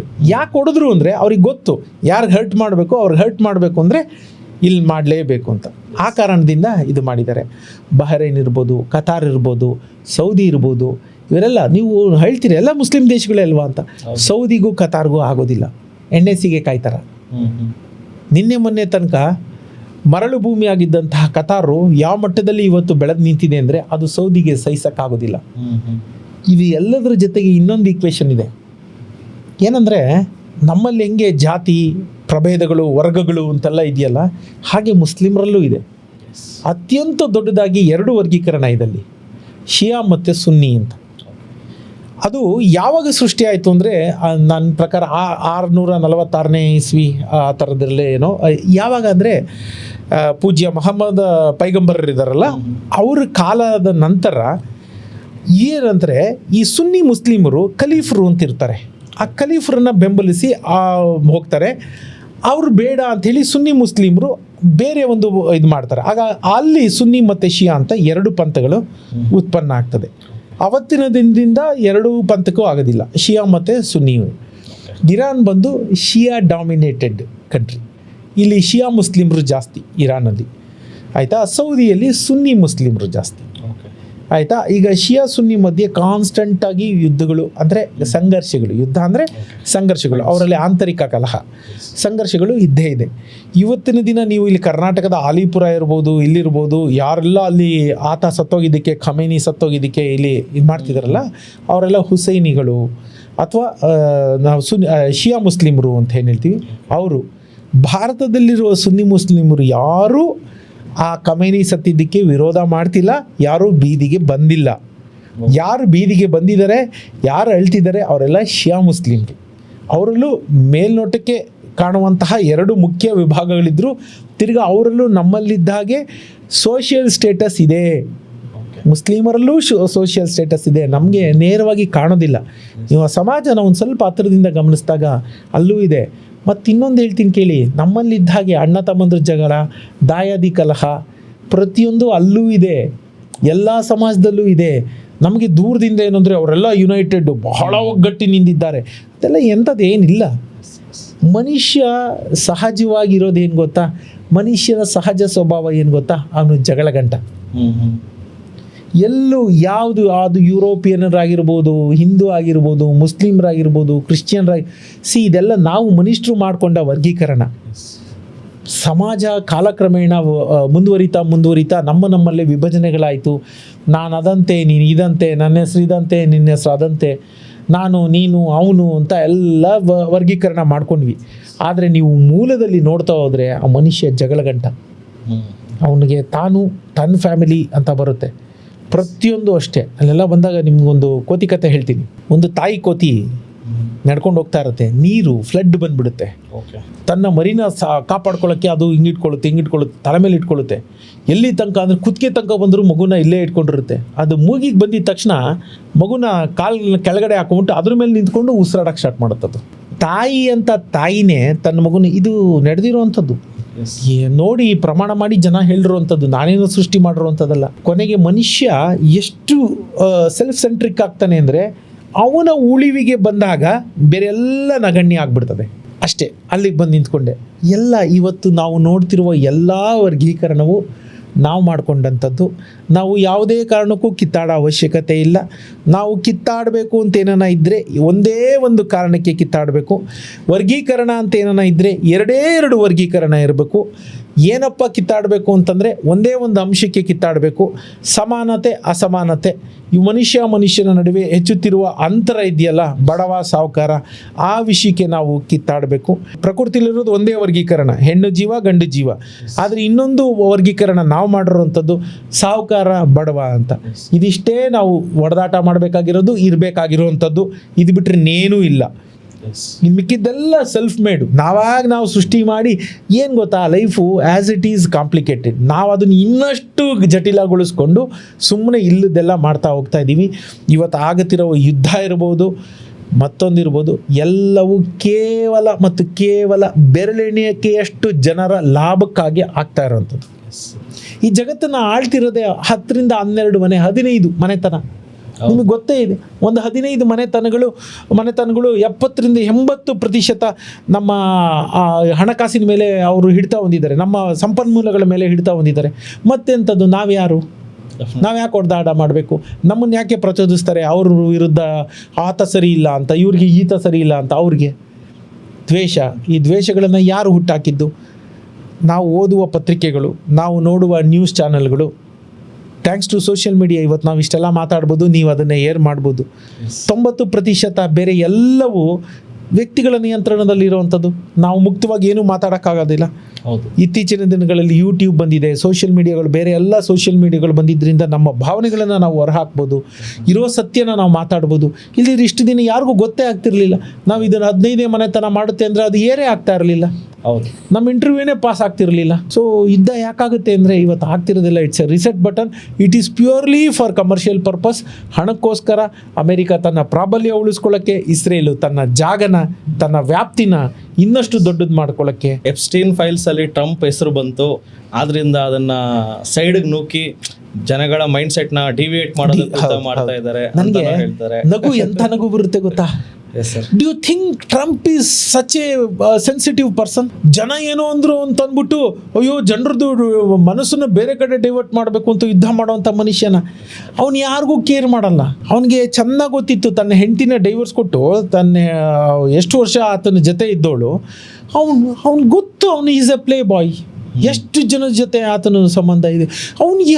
ಅದು ಎಂಥದ್ದು, ಅದು ಎಂಥ ದೊಡ್ಡದು ಅವನಿಗೇನಿಲ್ಲ. ಅವನಿಗೆ ನಾವು ಪ್ರತಿದಿನ ಊಟ ಮಾಡಿದಾಗೆ, ನಾವು ಪ್ರತಿದಿನ ಬಟ್ಟೆ ಬದಲಾಯಿಸಿದಾಗೆ, ಅದು ಎಂಥ ದೊಡ್ಡ ವಿಷಯ ಅದೇನು? ಆದರೆ ಅದೇನು ದೊಡ್ಡದೇನು ಅಥವಾ ಜಗತ್ತಿಗೆ ತಿಳಿದಿರೋ ವಿಷಯ ಏನಲ್ವಲ್ಲ. ಇವತ್ತೇನೋ ಅವನು ಮಹಾಸಂತನ ಥರ ಫೋರ್ಸ್ ಕೊಟ್ಬಿಟ್ಟಿದ್ದ, ಇವತ್ತೇನೋ ಅವನು ಇದಾಗೋಯ್ತು ಅಂತ. ಅವನು ಯಾವತ್ತೂ ಸಂತ ಆಗಿದ್ದ? ಅವನು ಯಾವತ್ತು ಅವನ ಕ್ಯಾರೆಕ್ಟರ್ ನಾನು ತುಂಬ ವೈಟ್ ಅಂತ ಯಾವತ್ತು ಹೇಳ್ಕೊಂಡಿದ್ದ? ನಾನು ಶುದ್ಧ ಚಾರಿತ್ರ್ಯ ಉಳ್ಳವನು ಅಂತ ಅವನೇ ಹೇಳಿಲ್ಲ ಯಾವತ್ತು. ಆತ ಈ ಓಪನ್ಲಿ ಸೆಡ್ ನಾನು ಆ ಡೇಟ್ ಮಾಡಿದ್ದೆ, ಆ ಮಾಡೆಲ್ ಡೇಟ್ ಮಾಡಿದ್ದೆ, ಈ ಮಾಡೆಲ್ ಡೇಟ್ ಮಾಡಿದ್ದೆ ಅಂತ ಹೇಳ್ಕೊತಾನೆ. ನೀವು ಇದು ನೋಡ್ಬೋದು, ಟ್ರಂಪ್ ದಿ ಅಮೆರಿಕನ್ ಡ್ರೀಮ್ ಅಂತ ಒಂದು ಇದಿದೆ ಡಾಕ್ಯುಮೆಂಟ್ರಿ. ನೀವು ಆ ಡಾಕ್ಯುಮೆಂಟ್ರಿ ನೋಡಿ, 5-6 ಎಪಿಸೋಡ್ ಇರಬೇಕು, ಇದರಲ್ಲಿದೆ ನೆಟ್ಫ್ಲಿಕ್ಸಲ್ಲಿ. ನೀವು ನೋಡಿ, ಅದು ಎಷ್ಟು ಬಿಂದಾಸಾಗಿ ಹೇಳ್ಕೊತಾನೆ. ಅವನು ಚಿಕ್ಕ ವಯಸ್ಸಿನಲ್ಲಿ ನಾನು ಹೆಂಗೆ ಮಜಾ ಮಾಡಿದ್ದೆ ಅನ್ನೋದ್ರಿಂದ ಹಿಡಿದು ಹೇಳ್ಕೊತ ಏನಿದೆ ಅದರಲ್ಲಿ, ಏನಿದೆ ಆ ಸಮಾಜ ಇರೋದು ಹಾಗೆ. ಅದಕ್ಕೋಸ್ಕರ ಅನ್ನೋದೆಲ್ಲ ಇದು ಅದೇನೋ ಅದೊಂದು ಸಿಲ್ಲಿ ರೀಸನ್, ಸುಮ್ಮನೆ ಜನಗಳೊಂದು ಊಹಾಪೋಹಗಳು ನಡೀತಾ ಇದೆ. ಅದು ನಮ್ಮ ಭಾರತದಲ್ಲಿ ನಡೆಯುತ್ತೆ. ಅದು ಏನಿಲ್ಲ, ಅವ್ರು ಅದಕ್ಕೆಲ್ಲ ಸೊಪ್ಪು ಹಾಕುವಂಥ ಜನನಿಲ್ಲ. ಅಷ್ಟು ಸೆನ್ಸಿಟಿವೇ ಅಲ್ಲ ಅವನು. ಅಷ್ಟು ಸೆನ್ಸಿಟಿವ್ ಮನುಷ್ಯ ಆಗಿದ್ದಿದ್ರೆ ಮೊದಲು ಅಂತ ತಪ್ಪು ಕೆಲಸಗಳನ್ನ ಮಾಡ್ತಾನೆ ಇರಲಿಲ್ಲ. ಅವ್ರಿಗೆ ಆ ಎಮೋಷನ್ಸ್ ಅನ್ನೋದೇ ಇಲ್ಲ ಅವೆಲ್ಲ ಇಲ್ಲ. ಇದೆಲ್ಲ ಏನು ನಮ್ಮ ಭಾವನೆಗಳಷ್ಟೇ. ಸೊ ಮೇನ್ಲಿ ಎಕನಾಮಿಕಲಿ ಸ್ಟ್ರಾಂಗ್ ಆಗೋದಕ್ಕೆ ಅಮೆರಿಕ ಇದೆಲ್ಲ ಕುತಂತ್ರ ಮಾಡ್ತಾ ಇದೆ. ಸೊ ಇದನ್ನ ನೋಡ್ತಾ ಇರೋಂಥ ಚೈನಾ ಸರ್, ಚೈನಾ ಇವಾಗ ಇರಾನ್ಗೆ ಸಪೋರ್ಟ್ ಮಾಡಿ ನೇರಿ ನಿಂತ್ಕೋಬೋದಾಯ್ತು, ಬಟ್ ಚೈನಾ ನಿಂತಿಲ್ಲ, ರಷ್ಯಾನು ನಿಂತಿಲ್ಲ. ನೋಡಿ, ಇದು ಒಂಥರ ಅದ್ಭುತವಾದ ಪ್ರಶ್ನೆ. ಇರಾನಿನ ಮಿತ್ರ ದೇಶಗಳಾಗಿ ರಷ್ಯಾ ಇದೆ, ಅಮೆರಿಕ ಇದೆ. ಆದರೆ ಇರಾನ್ ಒಂದನ್ನೇ ಬ್ಲಡ್ ಬಾತ್ ಆಗ್ತಾ ಇದೆ. It's bleeding, but neither Russia ನಾರ್ ಅಮೆರಿಕ ಇಬ್ಬರಲ್ಲೂ ಚೈನಾ ಇಬ್ಬರಲ್ಲಿ ಯಾರನ್ನು ಕೂಡ ಅದ್ರ ಸಹಾಯಕ್ಕೆ ಬರ್ತಾ ಇಲ್ಲ. ಇಲ್ಲಿ 2 ಕಾರಣಗಳನ್ನ ನೋಡ್ಬೋದು. ರಷ್ಯಾ ಯಾಕೆ ಬರ್ತಾ ಇಲ್ಲ ಅಂದರೆ, ಈಗಾಗಲೇ 2-3 ವರ್ಷದಿಂದ ಉಕ್ರೇನ್ ಜೊತೆ ಹೊಡೆದಾಟ ಮಾಡಿ ಅವ್ರ ಕೈ ಖಾಲಿ ಆಗಿದೆ. ಅವ್ರ ಹತ್ರ ಶಕ್ತಿ ಇಲ್ಲ. ಅವ್ರು ಇದನ್ನ ಇರಾನ್ನ ಫ್ರೆಂಡ್ನ ಬದುಕಿಸ್ಕೊಳ್ಳೋಕ್ಕೆ ತಿರ್ಗಿ ಅವ್ರ ಜೋಬಿಂದ ತೆಗೆದು ಖರ್ಚು ಮಾಡೋ ಶಕ್ತಿ ಅವ್ರಿಗಿಲ್ಲ, ಇಂಟ್ರೆಸ್ಟು ಇಲ್ಲ. ರಾದರ್ ಶಕ್ತಿ ಅನ್ನೋದಕ್ಕಿಂತ ಇಂಟ್ರೆಸ್ಟ್ ಅಂತ ಹೇಳೋಣ, ಅದು ಇಲ್ಲ ಅವ್ರಿಗೆ. ಮನ್ಸು ಮಾಡಿದ್ರೆ ಒಂದಷ್ಟು ಖರ್ಚು ಮಾಡ್ಕೊಂಡು ಬರ್ಬೋದೇನೋ, ಬರ್ತಾ ಇಲ್ಲ. ಇಲ್ಲಿ ಚೈನಾದ್ದು ಪಾತ್ರ ಇದೆಯಲ್ಲ, ಇದು ಮಾತ್ರ it is fascinating. Ballistic missiles ಇದೆಯಲ್ಲ, ಇವೆಲ್ಲ ಹೆಂಗಾಯಿತು? ಅಷ್ಟರ ಮಟ್ಟಿಗೆ ಅವ್ರ ಹತ್ರ 2000 ಯುದ್ಧ ಶುರುವಾದಾಗ ಅವ್ರ ಹತ್ರ 2000 ಬ್ಯಾಲಿಸ್ಟಿಕ್ ಮಿಸೈಲ್ಸ್ ಇದ್ವು ಅಂತ ಒಂದು ರಿಪೋರ್ಟ್ ಹೇಳ್ತದೆ. ಹೇಗೆ ಅಷ್ಟು ದೊಡ್ಡ ಮಟ್ಟದ ಮಿಸೈಲ್ಸ್ನ ಇರಾನ್ ತಯಾರು ಮಾಡ್ತು? Do you think without the support of China ಅದು ಅಷ್ಟೊಂದನ್ನು ಕ್ರಿಯೇಟ್ ಮಾಡೋಕ್ಕೆ ಅಂತೇಳಿ? ಬ್ರಾಡ್ ಡೇ ಲೈಟು ಎಲ್ಲಾವುದು ಚೈನಾ ತೊಗೊಂಡು ಬಂದು ಇಸ್ರೇಲಿಗೆ ಕೊಟ್ಟು ಸಣ್ಣದ ಇಂಟರ್ಸೆಪ್ಟ್ ಮಾಡೋದ್ರ ಟೆಕ್ನಾಲಜಿ, ಪ್ರಿಸಿಷನ್ ಟೆಕ್ನಾಲಜಿ, ಅದು ಹೇಗೆ ಕರೆಕ್ಟಾಗಿ ದುಬೈಲಿ ಇಂಥ ಕಡೆನೇ ಅಂದರೆ ಬೇರೆ ಏನೋ ಹಾನಿ ಮಾಡಿದಾಗ ಅದೇ ಜಾಗ ಕುಡಿತಾ ಇದೆ. ಪ್ರಿಸಿಷನ್ ಟೆಕ್ನಾಲಜಿ ಅಂತ ಹೇಳ್ತೀವಿ ನಾವು. ಅದು ಆ ಟೆಕ್ನಾಲಜಿ ಯಾರು ಕೊಟ್ಟರು? ಚೈನಾ. ಆ ರೀತಿ ಇದನ್ನೆಲ್ಲ ಪ್ರತಿಯೊಂದು ಬ್ಯಾಕ್ಗ್ರೌಂಡಲ್ಲಿ ನಿಂತು ಚೈನಾ ನೇರವಾಗಿ ಬಂದಿಲ್ಲ, ಬ್ಯಾಕ್ಗ್ರೌಂಡಲ್ಲಿ ನಿಂತು ಅದು ಅಮೇರಿಕನ ಮಾಡ್ತಾ ಇದೆ. ಅಮೇರಿಕ ನ್ಯೂಕ್ಲಿಯರ್ಗೆ ಒಪ್ಪಂದನ ಇರಾನ್ ಜೊತೆ ಮಾಡ್ಕೊತು. ಇರಾನ್ನ ಅದಕ್ಕೆ ಸೈನ್ ಮಾಡುವಂಥ ಒತ್ತಾಯ ಮಾಡ್ತು. ಅದು ಸೈನ್ ಮಾಡೋವಾಗ ಇರಾನ್ ಇದು ನ್ಯೂಕ್ಲಿಯರ್ ಒಪ್ಪಂದಕ್ಕೆ. ಆದರೆ ಅವಾಗ ಅದು ಒಂದು ಹೇಳ್ತು, ಬ್ಯಾಲಿಸ್ಟಿಕ್ ಮಿಸೈಲು ಮಾಡಲ್ಲ ಅಂತ ಒಪ್ಪಂದದಲ್ಲಿತ್ತು. ನಾನು ನ್ಯೂಕ್ಲಿಯರಿಗೆ ಸೈನ್ ಆಗ್ತೀನಿ, ಇದೆಲ್ಲ ಇಲ್ಲಿ ಬ್ಯಾಲಿಸ್ಟಿಕ್ ತಾನೇ, ಯುದ್ಧ ಆದಾಗ ನೋಡ್ಕೊಂಡ್ರೆ ಆಯಿತು ಅಂತ ಅಮೇರಿಕ ಒಂದು ನೆಗ್ಲೆಕ್ಟ್ ಮಾಡ್ತು ಆ ಸೈನ್ ಮಾಡಿಸ್ಕೊಳ್ಳೋ ಟೈಮಲ್ಲಿ. ಇಸ್ವಿ ಮರ್ತೋಯ್ತು ನನಗೆ, ಈಗ ಇತ್ತೀಚೆಗೆ ಒಂದು 15-20 ವರ್ಷದ ಕೆಳಗಡೆ. ಸೊ ಅದು ಆಯಿತು ಅಂಥೇಳಿ ಸೈನ್ ಮಾಡಿಬಿಡ್ತು ಇರಾನು. ಆದರೆ ಬ್ಯಾಲಿಸ್ಟಿಕ್ ಬಗ್ಗೆ ಏನೂ ಇರಲಿಲ್ಲ. ಸೊ ಚೈನಾ ಏನು ಮಾಡ್ತು, ಯೂಸಿಂಗ್ ದಟ್ ಲೂಪ್ ಹೋಲ್, ಅಲ್ಲಿ ಸೈನ್ ಆಗಿರೋದು ಅಗ್ರಿಮೆಂಟು. ಸೊ ಏನು ತಪ್ಪು ಮಾಡ್ತಾ ಇಲ್ವಲ್ಲ, ನಾನು ಐ ಆಮ್ ಹೆಲ್ಪಿಂಗ್ ಇಟ್, ನಾನು ನ್ಯೂಕ್ಗೇನು ಹೆಲ್ಪ್ ಮಾಡ್ತಾ ಇಲ್ಲ. ಸೊ ಆ ಥರದಲ್ಲಿ ಅದಕ್ಕೂ ಏನು ಬೀಳಲಿಲ್ಲ, ಬಹಿಷ್ಕಾರ ಹಾಕಲಿಲ್ಲ, ಈ ಚೈನಾ ಮೇಲೂ ಯಾವುದೇ ಒಂದು ಸ್ಯಾಂಕ್ಷನ್ಸ್ ಇಲ್ಲ, ಏನಿಲ್ಲ. ಬ್ರಾಡ್ ಡೇ ಲೈಟ್ ಎಲ್ಲ ಟೆಕ್ನಾಲಜಿ ಅದು ಟ್ರಾನ್ಸ್ಫರ್ ಮಾಡ್ತು. ಯುದ್ಧದ ಸಮಯದಲ್ಲಿ, ಈಗ ಯುದ್ಧ ಎರಪ್ಟ್ ಆಗೋಕೆ 5 ದಿನ ಇವತ್ತು, ಅದಕ್ಕೆ ಮುಂಚೆ ಅವ್ರ ಹತ್ರ 2,000 ಮಿಸೈಲ್ಸ್ ಇತ್ತು ಅಂತ ಒಂದು ಮಾಹಿತಿ ಹೇಳ್ತದೆ. ಅದೆಲ್ಲ ಆಗಿದ್ದೆ ಹೇಗೆ? ಇಷ್ಟೆಲ್ಲ ಮಾಡ್ತಾಯಿದೆ. ಆದರೂ ಕೂಡ ಚೈನಾ ನೇರವಾದ ಯುದ್ಧಕ್ಕೆ ಬರ್ತಾ ಇಲ್ಲ. ಇಲ್ಲಿ ಇನ್ನೊಂದು ಇಂಪಾರ್ಟೆಂಟು ಲೆಕ್ಕಾಚಾರ ಬರುತ್ತೆ. ಏನು ಆ ಲೆಕ್ಕಾಚಾರ ಅಂದರೆ, ಒಂದು ಬ್ಯಾಲಿಸ್ಟಿಕ್ ಮಿಸೈಲ್ ತಯಾರು ಮಾಡಲಿಕ್ಕೆ $5 ಲಕ್ಷ ಖರ್ಚಾಗ್ತದೆ ಒಂದು ಬ್ಯಾಲಿಸ್ಟಿಕ್ಗೆ. ಸೊ ಅದು ಯಾವುದೇ ಆಯಿತು, ಈ ಇಸ್ರೇಲ್ ಮೇಲೋ ಇನ್ನೊಂದು ಮೇಲೋ ಬಹ್ರೈನ್ ಮೇಲೋ ಎಲ್ಲೋ ಯಾವುದ್ರ ಮೇಲೋ ಹೊಡೆಯುತ್ತೆ ಅಂತ ಇಟ್ಕೊಳ್ಳಿ. ಆ ಒಂದು ಬ್ಯಾಲಿಸ್ಟಿಕ್ ಮಿಸೈಲ್ನ ಇಂಟರ್ಸೆಪ್ಟ್ ಮಾಡೋಕ್ಕೆ, ತಡೆ ಹಿಡಿದು ನಿಲ್ಲಿಸೋಕ್ಕೆ ಬೇಕಾಗುವಂತಹ ಇಂಟರ್ಸೆಪ್ಟ್ಗಳನ್ನು ತಯಾರು ಮಾಡೋಕ್ಕೆ $15 ಮಿಲಿಯನ್ ಬೇಕಾಗ್ತದೆ. ಈಕ್ವೇಷನ್ ಗೊತ್ತಾಯ್ತಾ? 5 ಲಕ್ಷ 15 ಮಿಲಿಯನ್, 5 ಲಕ್ಷ $500,000, ಇಲ್ಲಿ 15 ಲಕ್ಷ. ಎಷ್ಟು ಡಿಫ್ರೆನ್ಸ್ ಆಗ್ತದೆ, ಟೈಮ್ಸ್ ಜಾಸ್ತಿ ಆಗೋಯ್ತು. ಅರ್ಥ ಆಯ್ತಲ್ವಾ? ಸೊ ಇವ್ರ ಹತ್ರ 2,000 ಇದೆ ಅಂದರೆ ಇವ್ರಿಗೆ ಯುದ್ಧಕ್ಕೆ ಎಷ್ಟು ಬಂಡವಾಳ ಬೇಕು ಅಮೆರಿಕಾಗೆ ಇಸ್ರೇಲ್ಗೆ? ಇವ್ರ ಹತ್ರ 2,000 ಆಲ್ರೆಡಿ ಆಗೋಗಿದೆ, 2,000 ಮಿಸೈಲ್ಸ್ ಇದೆ. ಒಂದೊಂದು ಮಿಸೈಲ್ನ ಅವ್ರು ಇಂಟರ್ಸೆಪ್ಟ್ ಮಾಡಬೇಕು ಅಂತಂದ್ರೂ. ಸೊ ಇದು ಚೈನಾದ ಟ್ಯಾಕ್ಟಿಕ್ಸ್. ಏನು ಟ್ಯಾಕ್ಟಿಕ್ಸ್ ಅಂದರೆ, they will force Iran to fire a missile. So ಅವ್ರದ್ದು ಇಂಟರ್ಸೆಪ್ಟರ್ಸ್ ಎಷ್ಟಿದೆ ಅಮೇರಿಕಾ ಎಲ್ಲ ಎಲ್ಲಿಂದ ತಂದಿರೋದು? ಅಮೇರಿಕಾಯಿಂದ ತಂದಿದೆ. ಅವ್ರಿಗೆ ಆ ಲೆಕ್ಕಾಚಾರನೂ ಇದೆ, ಅವ್ರ ಹತ್ರ ಎಷ್ಟು ಇಂಟರ್ಸೆಪ್ಟರ್ ಇದೆ ಅಂತ. ಅವ್ರಿಗೆ ಎಷ್ಟು ದುಡ್ಡು ಬರ್ನ್ ಆಗುತ್ತೆ ಲೆಕ್ಕ ಹಾಕಿ. ಇವ್ರದ್ದು 5 ಲಕ್ಷ, ಪ್ರತಿ 5 ಲಕ್ಷಕ್ಕೂ $15 ಮಿಲಿಯನ್ ಕಳ್ಕೊತಾ ಇದ್ದಾರೆ. So they will ask Iran to fire as many missiles as possible. So ಇವ್ರ ಹತ್ರ ಇಂಟರ್ಸೆಪ್ಟರ್ಸ್ ಅಷ್ಟು ದುಡ್ಡು ಹೋಯ್ತು, ಸುಟ್ಟಾಕಿದ್ರು ಇವ್ರಿಗೆ 5 ಲಕ್ಷ ಖರ್ಚಾದ್ರೆ ಇವ್ರಿಗೆ 15 ಲಕ್ಷ, 15 ಅಲ್ಲ, 150 ಲಕ್ಷ, 1.5 ಕೋಟಿ. ಇವ್ರಿಗೆ 5 ಲಕ್ಷ ಇದ್ದಿದ್ದು ಅವ್ರಿಗೆ 1.5 ಕೋಟಿ ಖರ್ಚಾದಂಗೆ. ಅಷ್ಟು ದುಡ್ಡು ಅವ್ರಿಗೆ ಖರ್ಚಾಗ್ತಾ ಹೋಗುತ್ತೆ. ಇಂಟರ್ಸೆಪ್ಟರ್ಸ್ ಆಗೋಗ್ತದೆ. ಅದು ಒಂದು ರಾತ್ರಿಲಿ, ಒಂದು ದಿನದಲ್ಲಿ ಕೂತ್ಕೊಂಡು ಹೊಸ ಇಂಟರ್ಸೆಪ್ಟರ್ಸು ಮ್ಯಾನುಫ್ಯಾಕ್ಚರ್ ಮಾಡೋಕ್ಕಾಗಲ್ಲ. ತಿರ್ಗಾ ರೇರ್ ಮೆಟೀರಿಯಲ್ ಬೇಕು, ಅದು ಇದು. ಸೊ ಯಾವಾಗ ಅಮೇರಿಕಾ ಡ್ರೈನ್ ಔಟ್ ಆಗುತ್ತೆ, ಇಂಟರ್ಸೆಪ್ಟರ್ಸ್ ಎಲ್ಲ ಮುಗ್ದೋಯ್ತು, ಅವ್ರು ಏನು ಮಾಡ್ತಾರೆ, ಈಗ ರಷ್ಯಾ ಮತ್ತು ಉಕ್ರೇನ್ ಆಯ್ತಲ್ಲ, ರಷ್ಯಾ ಇವಾಗ ಈ ಕಡೆ ಬರೋದೇ ಇಲ್ಲ. ಉಕ್ರೇನ್ ವಾರ್ ಮಾಡಿ ಅದು ಸುಸ್ತಾಗಲ್ಲಿ ಕೂತ್ಕೊಂಡ್ಬಿಡ್ತು. ಹಾಗೆ ಈಗ ಅಮೇರಿಕ ಸುಸ್ತಾಗಿ ಒಂದು ಕಡೆ ಕೂತ್ಕೊಳ್ಳುತ್ತೆ. ಯಾಕೆಂದರೆ ಇದು ಇವ್ರು ಅಂದ್ಕೊಂಡಂಗೆ ಟ್ರಂಪ್ ಹೇಳಿದ್ರು 4-5 ವಾರದಲ್ಲಿ ನಾವು ಯುದ್ಧ ಮುಗಿಸ್ಬಿಡ್ತೀವಿ. ಸುಳ್ಳು. ಇರಾನನ್ನು ಅವ್ರು ಅಷ್ಟು ಬೇಗ ಮುಗ್ಸೋಕ್ಕೆ ಸಾಧ್ಯ ಇಲ್ಲ, ಅದು ಅವ್ರಿಗೂ ಗೊತ್ತು. ಸುಮ್ಮನೆ ಆನ್ ದ ಫೇಸ್ ಸಮಾಜಕ್ಕೆ ಬಂದು ಹೇಳ್ತಿದ್ದಾರೆ 5-6 ವಾರದಲ್ಲಿ ನಾನು ಯುದ್ಧ ಮುಗಿಸ್ತೀನಿ ಅಂತ. ಸಾಧ್ಯ ಇಲ್ಲ. ಅವ್ರ ಹತ್ರ 2,000 ತನಕ ಮಿಸೈಲ್ ಇದೆ. ಅವ್ರು ಇವತ್ತಿಗೂ ಒಂದು 45 ಮಿಸೈಲ್ ಮೇಲೆ ಬಿಟ್ಟೇ ಇಲ್ಲ. ಅಷ್ಟು ಮಿಸೈಲ್ಸ್ ಇವೆ. ಅವ್ರು ಆ ಮಿಸೈಲ್ಸ್ ಎಲ್ಲ ಬಿಡೋ ಅಷ್ಟೊತ್ತಿಗೆ ಅಮೇರಿಕಾ ಫುಲ್ಲು ಡ್ರೈನ್ ಔಟ್ ಆಗಿರ್ತದೆ. ಆಗ ಚೀನಾ ಎಂಟ್ರ್ ಆಗ್ತದೆ. ಓಕೆ. ಯಾಕೆಂದರೆ ಒಬ್ಬ ವ್ಯಕ್ತಿ ಇನ್ನೊಬ್ಬ ವ್ಯಕ್ತಿ ಜೊತೆ ಕಾದಾಡಿ ಇಬ್ಬರು ಸಮಬಲರಾಗಿದ್ದಾರೆ. ಅಮೆರಿಕ ಒಬ್ಬ ಜಟ್ಟಿ ಅಂತ ಇಟ್ಕೊಳ್ಳಿ, ಇವನೊಬ್ಬ ಜಟ್ಟಿ, ಇವನು ಕಡಿಮೆ ಶಕ್ತಿ ಇರೋನೆ ಅಂತಲೇ ಇಟ್ಕೊಳ್ಳಿ. ಬಟ್ ಅವನು ಆಡಿ ಗಂಟೆಗಟ್ಟಲೆಯಿಂದ ಸುಸ್ತಾಗಿರ್ತಾನೆ. ಆವಾಗ ಅಮೆರಿಕ ಅಷ್ಟೇ ಬಲಶಾಲಿಯಾದ ಇನ್ನೊಬ್ಬ ಹೊಸ ಜಟ್ಟಿ ಬಂದರೆ ಅಮೆರಿಕ ಸೋಲ್ಲೇಬೇಕಲ್ಲ. ಹೌದು. ಸೊ ಇಲ್ಲಿ ಯಾವಾಗ ಅಂದರೆ ಅವರು ಅಮೆರಿಕನ ಡ್ರೈನ್ ಔಟ್ ಮಾಡ್ತಾರೆ, ಮೆಂಟಲಿ, ಫಿಸಿಕಲಿ ಆ್ಯಂಡ್ ಫೈನಾನ್ಷಿಯಲಿ. ಯಾಗ ಅಮೇರಿಕಾ ಡ್ರೈನ್ ಔಟ್ ಆಗುತ್ತೆ, ಆಗ ನನ್ನ ಒಂದು ಪ್ರಿಡಿಕ್ಷನ್ ಏನಂದರೆ 1-2-3 ಮಂತ್ಸ್ ನಂತರ they will enter. What they will do, they will capture Taiwan. ಆವತ್ತಿಗೆ ಅಮೇರಿಕಾ ಹತ್ರ ರಿಸೋರ್ಸ್ಗಳೇ ಇರಲ್ಲ. ಸೊ ಇವ್ರ ಹತ್ರ ಮಿಸೈಲ್ಗಳನ್ನ ಇಂಟರ್ಸೆಪ್ಟ್ ಮಾಡಿ ಅವ್ರ ದುಡ್ಡು ಡ್ರೈನ್ ಔಟ್ ಆಗಿರುತ್ತೆ. ಇಲ್ಲಿ ಇನ್ನೊಂದು ಅತ್ಯಂತ ಮುಖ್ಯವಾದ ಅಂಶ ಹೇಳ್ತೀನಿ. ಜಸ್ಟ್ ನಿನ್ನೆ ಒಂದು 24 ತಾಸಿನ ಹಿಂದೆ ಅಥವಾ ಒಂದು 34 ತಾಸಿನ ಹಿಂದೆ ಅಮೇರಿಕಾದ ಫೆಡ್ರಲ್ ಕೋರ್ಟು ಒಂದು ತೀರ್ಮಾನ ಕೊಡುತ್ತೆ. ನೀನು ಟ್ಯಾರಿಫ್ ಏನು ಹಾಕಿದ್ಯಲ್ಲ ಎಲ್ಲ ದೇಶಗಳ ಮೇಲೆ, ಅದು ಅವೈಜ್ಞಾನಿಕ, ಅಸಂವಿಧಾನಿಕ, ನೀವು ಕಾನೂನು ಪ್ರಕಾರ ನೀವು ಮಾಡೋ ಹಾಗಿಲ್ಲ. ನೀನು ಹೆಚ್ಚುವರಿ ಕಲೆಕ್ಟ್ ಮಾಡಿರುವ ತೆರಿಗೆ ಹಣನೆಲ್ಲ ಆಯಾ ದೇಶಗಳಿಗೆ ಹಿಂದಿರುಗಿಸ್ಬಿಡು ಅಂತೇಳಿ ಒಂದು ಆದೇಶ ಕೊಡ್ತದೆ. ಆ ದುಡ್ಡಿನ ಮೊತ್ತ $130 ಬಿಲಿಯನ್, ಅಂದರೆ ಆಲ್ಮೋಸ್ಟ್ ಒಂದು 1,200 ಲಕ್ಷ ಕೋಟಿ ರೂಪಾಯಿ, ಭಾರತೀಯ ರೂಪಾಯಲ್ಲಿ 1,200 lakhs crores ಅಷ್ಟು ದೊಡ್ಡ ದುಡ್ಡು. ಈಗ ಅದನ್ನು ಅಮೇರಿಕಾ ವಾಪಸ್ ಕೊಡಬೇಕು ಎಲ್ಲ ದೇಶಗಳು. ಒಂದಲ್ಲ, ಯಾವ್ಯಾವ ದೇಶದಿಂದ ಕಲೆಕ್ಟ್ ಮಾಡಿದ್ದು ಅಷ್ಟು ದೇಶಕ್ಕೆ. ಅಷ್ಟೊಂದು ದುಡ್ಡು ನನ್ನ ಹತ್ರ ಕೊಡೋಕ್ಕಿಲ್ಲ, ಇವಾಗ ದುಡ್ಡು ಕೊಡಲಿಕ್ಕೆ ನನ್ನ ಹತ್ರ ಇಲ್ಲ. ಸೊ ನನಗೊಂದಷ್ಟು ಕಾಲಾವಕಾಶ ಕೊಡುವಂತೆ ಟ್ರಂಪ್ ಸರ್ಕಾರ ವಾಪಸ್ಸು ಕೇಸ್ ಹಾಕ್ಕೊಂಡಿದ್ರು, ಪೆಟಿಷನ್ ಹಾಕಿದ್ರು. ಅದು ಕೂಡ ನಿನ್ನೆ ರಿಜೆಕ್ಟ್ ಆಗಿದೆ. ASAP ಅದನ್ನು ಬೇಗ ನಿನ್ನ ಹಣ ವಾಪಸ್ ಕೊಡಬೇಕು ಅಂತ ಅಲ್ಲಿಯ ಒಂದು ಫೆಡರಲ್ ಕೋರ್ಟು ತೀರ್ಪಿತ್ತಿದೆ. ಆ ದುಡ್ಡು ಕೊಡೋಕ್ಕೆ ಅಮೇರಿಕಾ ಹತ್ರ ದುಡ್ಡಿಲ್ಲ. They are printing new notes, ನಿಮಗೆ ಗೊತ್ತಿರಲಿ, ಹೊಸದಾಗಿ. ಹಾಗಿದ್ದರೆ ಇಲ್ಲಿ ಯುದ್ಧ ಮಾಡೋಕ್ಕೆ ಇಲ್ಲಿ ದುಡ್ಡೆಲ್ಲಿ ಬರ್ತದೆ? ಯಾವತ್ತೋ ಮಾಡಿದ ಇಂಟರ್ಸೆಪ್ಟರ್ಸ್ ಖಾಲಿ ಆದಮೇಲೆ ಇವ್ರ ಗತಿ ಏನು?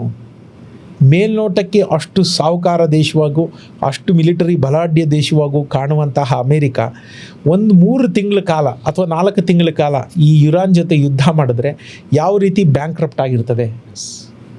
ಆಗ ಚೀನಾ ಯುದ್ಧಕ್ಕೆ ಬಂದರೆ ಅದು ಹೇಳದೆ ಕೇಳದೆ ಗೆದ್ದೇ ಗೆಲ್ಲುತ್ತಲ್ಲ. ಸೊ ಈ ಎಲ್ಲ ಲೆಕ್ಕಾಚಾರಗಳು ಅವ್ರಿಗೆ ಗೊತ್ತಿಲ್ಲದೆ ಇರ್ತದ, ಅಮೇರಿಕನ್ರಿಗೆ ಅವ್ರಿಗೂ ಗೊತ್ತಿರುತ್ತೆ. ಹಾಗಾಗಿ ನಾನು ಮೊದಲು ಅನ್ಕೊತಾ ಇದ್ದೆ, ಇಲ್ಲ ಇದೇನೋ ವಿಶ್ವ ಯುದ್ಧ ಆಗ್ಬಿಡ್ಬೋದು, 3ನೇ ಮಹಾಯುದ್ಧ ಆಗ್ಬಿಡ್ಬೋದು, ವಿಶ್ವ ಯುದ್ಧ ಆಗ್ಬಿಡುತ್ತೋ ಏನೋ, ವರ್ಲ್ಡ್ ವಾರ್ ಆಗ್ಬಿಡುತ್ತೇನೋ ಅಂತ. ಆ ಸಾಧ್ಯತೆ ತುಂಬ ಕಡಿಮೆ. ಎಲ್ಲ ಇಟ್ ಬಾಯ್ಸ್ ಡೌನ್ ಟು ಲೆಕ್ಕಾಚಾರ. ಎಲ್ಲಿದೆ ದುಡ್ಡು? ಇವತ್ತಿನ ಸಮಾಜದಲ್ಲಿ, ಇವತ್ತಿನ ವಿತ್ತ ಜಗತ್ತಿನಲ್ಲಿ ನೀವು ನೋಡಿದ್ರೆ ವಿಶ್ವ ಮಾನ್ಯತೆ ಪಡೆದ 197 ದೇಶಗಳಲ್ಲಿ ಯಾವ ದೇಶದಲ್ಲಿ ಬಡ್ಜೆಟ್ ಸರ್ಪ್ಲಸ್ ಇದೆ ಅಥವಾ ಫಿಸ್ಕಲ್ ಸರ್ಪ್ಲಸ್ ಇದೆ ನೀವು ಹೇಳಿ ನೋಡೋಣ. ಫಿಸ್ಕಲ್ ಸರ್ಪ್ಲಸ್ ಇರುವಂಥದ್ದು 4-5 ದೇಶಗಳು ಮಾತ್ರ. ಬ್ರುನೈ, ಕತಾರು, ಈ ಥರದ್ದು ಒಂದು 4-5 ದೇಶ ಬಿಟ್ಟರೆ, ಮೊನಾಕೋ, ಆ ಥರದ್ದು 4-5 ದೇಶ ಬಿಟ್ಟರೆ ಫಿಸ್ಕಲ್ ಸರ್ಪ್ಲಸ್ ಇರುವಂತಹ ದೇಶ ಯಾವುದಿದೆ? ಪ್ರತಿಯೊಂದು ದೇಶವು ಸಾಲದ ಸುಳಿಯಲ್ಲಿ ಇದೆ. ಅಭಿವೃದ್ಧಿ ಅನ್ನುವುದು ಎಷ್ಟು ಸುಳ್ಳು, ಎಷ್ಟು ಕೊಟ್ಟಿ ಅನ್ನುವುದನ್ನು ಆಯಾ ದೇಶಗಳ ಮುಂದೆ ಇರೋ ಸಾಲನೇ ಕತೆ ಹೇಳ್ತಾ ಇದೆ. ಹೀಗಿದ್ದಾಗ ಯುದ್ಧ ಮಾಡೋಕ್ಕೆ ಯಾರ ಹತ್ರ ಹಣ ಇದೆ, ಯಾರ ಬಳಿ ಶಕ್ತಿ ಇದೆ? ಅಂದರೆ ಈ ಮೇಲ್ನೋಟಕ್ಕೆ ನೋಡ್ತಾ ಇದ್ರೆ, ಸೊ ಇವಾಗ ಅಮೇರಿಕನೂ ಸಹ ಸ್ವಲ್ಪ ಕೂಲ್ ಆಗಿಬಿಡುತ್ತೆ.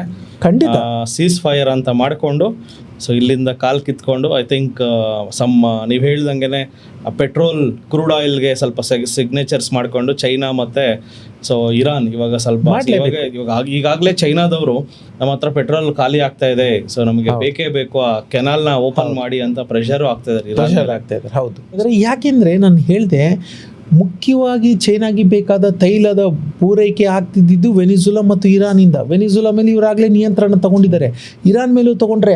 ಆಗ ಇವರು ಬೇರೆ ದಾರಿನೇ ಬಿಟ್ಕೊಡ್ದಿದ್ರೆ, ಅಂದರೆ ಒಬ್ಬ ಮನುಷ್ಯನಿಗೆ ನೀವು ಬಾಯಿ ಮುಚ್ಚಿದ್ರೆ ಮೂಗು ಬಿಡಬೇಕು, ಮೂಗು ಮುಚ್ಚಿದ್ರೆ ಬಾಯಿ ಬಿಡಬೇಕು. ಎಲ್ಲೋ ಒಂದು ಕಡೆ ಅವ್ನು ಗಾಡಿ ತಗೊಂಡು ಉಸಿರಾಡ್ತಾನೆ. 2 ಮುಚ್ಚಿದ್ರೆ ಮನುಷ್ಯ ಸಾಯ್ತಾನೆ. 2 ಮುಚ್ಚಿದಾಗ ಮನುಷ್ಯ ಸಾಯಕ್ಕೆ ಮುಂಚೆ ಏನು ಮಾಡ್ತಾನೆ? ರಿಟಾಲಿಯೇಟ್ ಮಾಡ್ತಾನೆ, ಅವನು ತಿರ್ಗಾ ಹೊಡೆದಾಡಲೇಬೇಕು. ಆ ರೀತಿ ಆದಾಗ ಚೈನಾ ಏನಾನ ಅಖಾಡಕ್ಕೆ ಇಳಿದ್ರೆ ಆಗ ಬೇರೆ ಕತೆಗಳಾಗುತ್ತೆ. ಡಿಪ್ಲೊಮೆಸಿಲಿ ಏನಾನ ಕತೆ ಮುಗಿಲಿಲ್ಲ ಅಂತಂದರೆ ಆಗ ಬೇರೆ ಜಗತ್ತು ಇನ್ನೊಂದು ಮಗ್ಗಲಿಗೆ ಹೊರಳ್ಕೊಳ್ಳೇಬೇಕಾಗುತ್ತೆ, ವಿಧಿ ಇಲ್ಲ. ಅಂಥ ದಿನ ಬರದೇ ಇರಲಿ. ಯಾಕಂದರೆ ಅದು ಬೇಕೋ ಬೇಡವೋ, ಹೌದು ಅದು ಬೇಕೋ ಬೇಡವೋ, ಅದು ಭಾರತದ ಮೇಲೂ ಎಫೆಕ್ಟ್ ಆಗ್ತದೆ. ಭಾರತ ಇವತ್ತಿನ ದಿನದಲ್ಲಿ ಅಭಿವೃದ್ಧಿ ಪಥದಲ್ಲಿ ಓಡ್ತಾ ಇದೆ, ಅದು ಮತ್ತೆ ನಾವು ನಿಲ್ಲಬೇಕಾಗ್ತದೆ. ಮತ್ತು ನಮ್ಗೆ ಗೊತ್ತಿಲ್ದಂಗೆ just a press of a button ಕೋಟಿ ಹಣ ನಾವು ತಿರ್ಗಾ ಸ್ಟಾಕ್ ಮಾರ್ಕೆಟಲ್ಲಿ ಕಳ್ಕೊತೀವಿ. ಸ್ಟಾಕ್ ಮಾರ್ಕೆಟ್ ಮೇಲೆ ಏನಾಗ್ಬೋದು ಪರಿಣಾಮ ಅಂತಂದರೆ, ಸಿಂಪಲಾಗಿ ಹೇಳಬೇಕು ಅಂತಂದರೆ, ನಿಮಗೆ ಗೊತ್ತಿದೆ ಅಮೆರಿಕನ್ ಸ್ಟಾಕ್ ಮಾರ್ಕೆಟ್ ಅಷ್ಟು ದೊಡ್ಡದು ಇಷ್ಟು ದೊಡ್ಡದು ಅಂತ ನಾವು ಮಾತಾಡ್ತೀವಿ. ಆ ಅಷ್ಟು ದೊಡ್ಡ ಮಾರುಕಟ್ಟೆಯಲ್ಲಿ ಇರೋದು 4-5, ನಮ್ಮಲ್ಲಿ 4,500 ರಿಜಿಸ್ಟರ್ಡ್ ಕಂಪನೀಸ್ ಇದೆ ಸ್ಟಾಕ್ ಮಾರ್ಕೆಟಲ್ಲಿ, ನಿಮಗೆ ಗೊತ್ತಿದೆ. ಅಥವಾ ಅದಕ್ಕಿಂತ ಒಂಚೂರು ಜಾಸ್ತಿ, 4,500ಕ್ಕಿಂತ ಜಾಸ್ತಿ ಇದೆ. ನಿಫ್ಟಿಲಿ, ಸೆನ್ಸೆಕ್ಸಲ್ಲಿ, ಅಲ್ಲಿ ಇಲ್ಲಿ 2 ಕಡೆನೂ ನೀವು ನೋಡಿಕೊಂಡ್ರೆ ಮಾಡಿರೋವಂಥದ್ದು, ರಿಜಿಸ್ಟರ್ ಆಗಿರೋವಂಥವು. ಅಮೆರಿಕದಲ್ಲಿ ಇಲ್ಲ ಅಂತಲ್ಲ, ಆದರೆ ಅದು ಎಷ್ಟು ಸಂಸ್ಥೆಗಳು, ನಾವು ಏನು ಹೇಳ್ತೀವಿ ಪ್ಯಾರಾಮೀಟರ್ಸ್ ಇರ್ತಾವಲ್ಲ, ಸೂಚ್ಯಾಂಕಗಳು ಅಂತ ಏನು ಹೇಳ್ತೀವಲ್ಲ, ಆ ಸೂಚ್ಯಾಂಕನ ಪುಲ್ ಮಾಡೋದು, ಅದನ್ನ ಪುಷ್ ಮಾಡ್ಕೊಂಡು ಹೋಗುವಂಥದ್ದು 6-7 ಸಂಸ್ಥೆ ಮಾತ್ರ ಅಮೆರಿಕದಲ್ಲಿ. ನಾವು ಎನ್ವಿಡಿಯಾ ಅಂತ ದೊಡ್ಡದಾಗಿ ಮಾತಾಡ್ತೀವಲ್ಲ, ಏನು ಎನ್ವಿಡಿಯಾ ಭಾರತದ ಇದು 4 ಟ್ರಿಲಿಯನ್ 4.23 ಅಂತ, ಅದು ಒಂದು ಸಂಸ್ಥೆ, ಅಮೆರಿಕದ ಒಂದು ಸಂಸ್ಥೆ ಇದೆ. ಎಂಥ ನಗು ಗೊತ್ತಾ, ಹಂಗೆಲ್ಲ ಹೇಳಿ ಭಾರತ ಏನೂ ಅಲ್ಲ ಅಂತ ಜನ ಮಾತಾಡ್ತಾರೆ. ಆವಾಗ ನಂಗೆ ನಗು ಬರುತ್ತೆ. ಯಾಕೆ ನಗು ಬರುತ್ತೆ ಅಂತಂದರೆ, ಇಟ್ಸ್ ಆಲ್ ವ್ಯಾಲ್ಯೂಯೇಷನ್ ಗೇಮ್. ನಿಮಗೆ ಚೆನ್ನಾಗಿ ಗೊತ್ತಿದೆ, ಅಲ್ಲಿ it's all Nvidia is nothing but AI based company. ಅದ್ರದ್ದೆಲ್ಲ ವ್ಯಾಲ್ಯೂಯೇಷನ್ ಮೇಲ್ಗಡೆ ಮಾಡ್ಕೊಂಡು ಕೂತಿದ್ದಾರೆ. ಅದು ಹೇಗೆ ಅಂದರೆ, ನೀವು ಒಂದು ಸರಿ ಗಾಳೀಲಿ ಮಕ್ಳದ್ದು ನೀರು, ಸೋಪಿನ ನೀರಲ್ಲಿ ಹಿಂಗೆ ಗಾಳಿ ಮಾಡಿ ಬಿಡ್ತಾರೆ ಗೊತ್ತು, ಉಂಡೆ ದಪ್ಪಕ್ಕೊಂದು ಮಾಡ್ತಾರಲ್ಲ, ದಪ್ಪದು ಮಾಡ್ಬೋದು, ನೀವು ಸಖತ್ ದಪ್ಪನೂ ಮಾಡ್ಬೋದು, ಇಲ್ಲ ಅಂತಲ್ಲ, ಅಷ್ಟು ದಪ್ಪ ಕಾಣ್ತಿರುತ್ತೆ. ಅದು ಎಷ್ಟು ಫ್ರಾಜಿಲ್ ಅಂದರೆ, ಯಾವ ಕ್ಷಣದಲ್ಲಿ ಬೇಕಾದ್ರೂ ಟಪ್ ಅಂತ ಹೋಗೋದು. ಇವತ್ತು ಅಮೇರಿಕನ್ ಎಕಾನಮಿ ಇರೋದು ಹಾಗೆ, ಅಮೇರಿಕನ್ ಶೇರ್ ಮಾರುಕಟ್ಟೆ ಇರೋದು ಹಾಗೆ. ಬಟ್ ಅನ್ಫಾರ್ಚುನೇಟ್ಲಿ ಅಮೆರಿಕದ ಷೇರು ಮಾರುಕಟ್ಟೆ ಕುಸಿದ್ರೆ ಅದರದ್ದು ಎಫೆಕ್ಟ್ ಒಂದು 10-20% ಭಾರತದ ಮೇಲೂ ಹಾಗೇ ಆಗುತ್ತೆ. ಯಾಕಾಗುತ್ತೆ ಅಂದರೆ, ನಮ್ಮ 100% ನಮ್ಮ IT ಕಂಪ್ನಿಗಳದ್ದು ಇದ್ದರೆ 51 ರೂಪಾಯಿ, 100 ರೂಪಾಯಿ ಇದ್ದರೆ 51 ರೂಪಾಯಿ ನಮಗೆ ಅಮೆರಿಕದಿಂದ ಬರ್ತಾ ಇದೆ. ಯಾಕಂದರೆ ನಮ್ಮ IT ಕಂಪ್ನಿಗಳಾದ ವಿಪ್ರೋ, ಇನ್ಫೋಸಿಸು, TCS ಎಲ್ಲ highly they are dependent on America ಇದರ ಮೇಲೆ. ಹಾಗಾಗಿ ಭಾರತೀಯ ಷೇರು ಮಾರುಕಟ್ಟೆ ಕೂಡ ಕುಸಿಯುವ ಸಾಧ್ಯತೆಗಳು ಹೇರಳವಾಗಿರ್ತದೆ. ಒಂದು 20%, ಎಸ್ಪೆಷಲಿ ದ IT ಸೆಕ್ಟರ್. ಇವತ್ತಿಗೆ ನೀವು ನೋಡ್ತಾ ಇದ್ದೀರಾ 40%, 45% ಡಿಸ್ಕೌಂಟೆಡ್ ರೇಟಲ್ಲಿ ಎಂತೆಂಥ ಒಳ್ಳೆ IT ಸ್ಟಾಕುಗಳು ನಿಮಗೆ ಸಿಗ್ತಾ ಇದೆ. Still people are not buying. ಹೂಡಿಕೆದಾರರು ತಗೋತಾ ಇಲ್ಲ ಇವತ್ತಿಗೂ. ಭಯ ತಗೋತಾ ಇಲ್ಲ, ಗೊತ್ತಿಲ್ಲ. ಯಾಕಂದ್ರೆ ನಾನು ಹೇಳಿದ್ನಲ್ಲ, it's a bubble, it can burst any time. So ಈ ಭಯದಿಂದ ನಮ್ಮ ಭಾರತದ ಸ್ಟಾಕ್ ಮಾರ್ಕೆಟು ಸಹ ಅಂಡರ್ ಪರ್ಫಾರ್ಮೆನ್ಸ್ ಅಲ್ಲಿದೆ. Even but American market, German markets, European markets ನೋಡಿದ್ರೆ they are really done well. ಕಳೆದ 1 ವರ್ಷದಿಂದ ನೋಡಿದ್ರೆ they are really done. But Indian market ಕಳೆದ 1.5 ವರ್ಷದಿಂದನೂ ಪರ್ಫಾರ್ಮ್ ಆಗಿಲ್ಲ. ಈ ಯುದ್ಧದಿಂದ ಮತ್ತೆ ಅದ್ರ ಮೇಲೆ ಇಂಪ್ಯಾಕ್ಟ್ ಆಗಿ ಇಂಡಿಯನ್ ಮಾರ್ಕೆಟ್ಸ್ ಮತ್ತೆ ಸೈಡ್ ವೇಸೇ ಮಾಡ್ತಾ ಇದೆ. ಸೊ ಮುಂದಿನ ದಿನಗಳಲ್ಲಿ ನಿಮ್ಮ ಅಭಿಪ್ರಾಯ ಏನು ಸರ್? ಇದು ವಾರೆಲ್ಲ ನಿಂತು ಮತ್ತೆ ಇಂಡಿಯನ್ ಮಾರ್ಕೆಟ್ಸ್ ಬೂಮ್ ಆಗುತ್ತಾ? ಅದ್ಭುತ. ನೀವು ಇದು ನನಗೆ ಬಹಳ ಇಷ್ಟವಾದ ಪ್ರಶ್ನೆ ಕೇಳಿಬಿಟ್ರಿ. ಯಾಕೆ ಗೊತ್ತಾ? ಇದರಿಂದ ನಾನು ಭಾಳಷ್ಟು ಜನಕ್ಕೆ ಉತ್ತರ ಕೊಟ್ಟಂಗಾಗುತ್ತೆ, ಇನ್ಕ್ಲೂಡಿಂಗ್ ಮೈ ಕ್ಲೈಂಟ್ಸ್. ಏನಂದರೆ ಇಂಡಿವಿಜುವಲಿ ನಾನು ಎಷ್ಟು ಜನಕ್ಕೆ ಏನೇ ಹೇಳಿದ್ರು ಅರ್ಥ ಆಗೋದಿಲ್ಲ. ಎಷ್ಟು ಹೇಳಿದ್ರು ಏನೋ ಹೇಳ್ತಾನೆ, ಡಿಫೆಂಡ್ ಮಾಡ್ಕೊಳ್ಳಿಕ್ಕೆ ಇವರೇನೋ ಒಂದು ಸಂಸ್ಥೆ ಕಟ್ಕೊಂಡ್ಬಿಟ್ಟಿರ್ತಾರೆ, ಅದನ್ನು ಉಳಿಸ್ಕೋಬೇಕು ಅಂಥೇಳಿ. ಎಂಥದ್ದಿಲ್ಲ, ನಮಗೇನೋ ಆಗಬೇಕಾದಿಲ್ಲ ಅಂಥದ್ದೆಲ್ಲ ಸುಳ್ಳು ಮಾಹಿತಿ ನಾನು ಕೊಡೋದಿಲ್ಲ.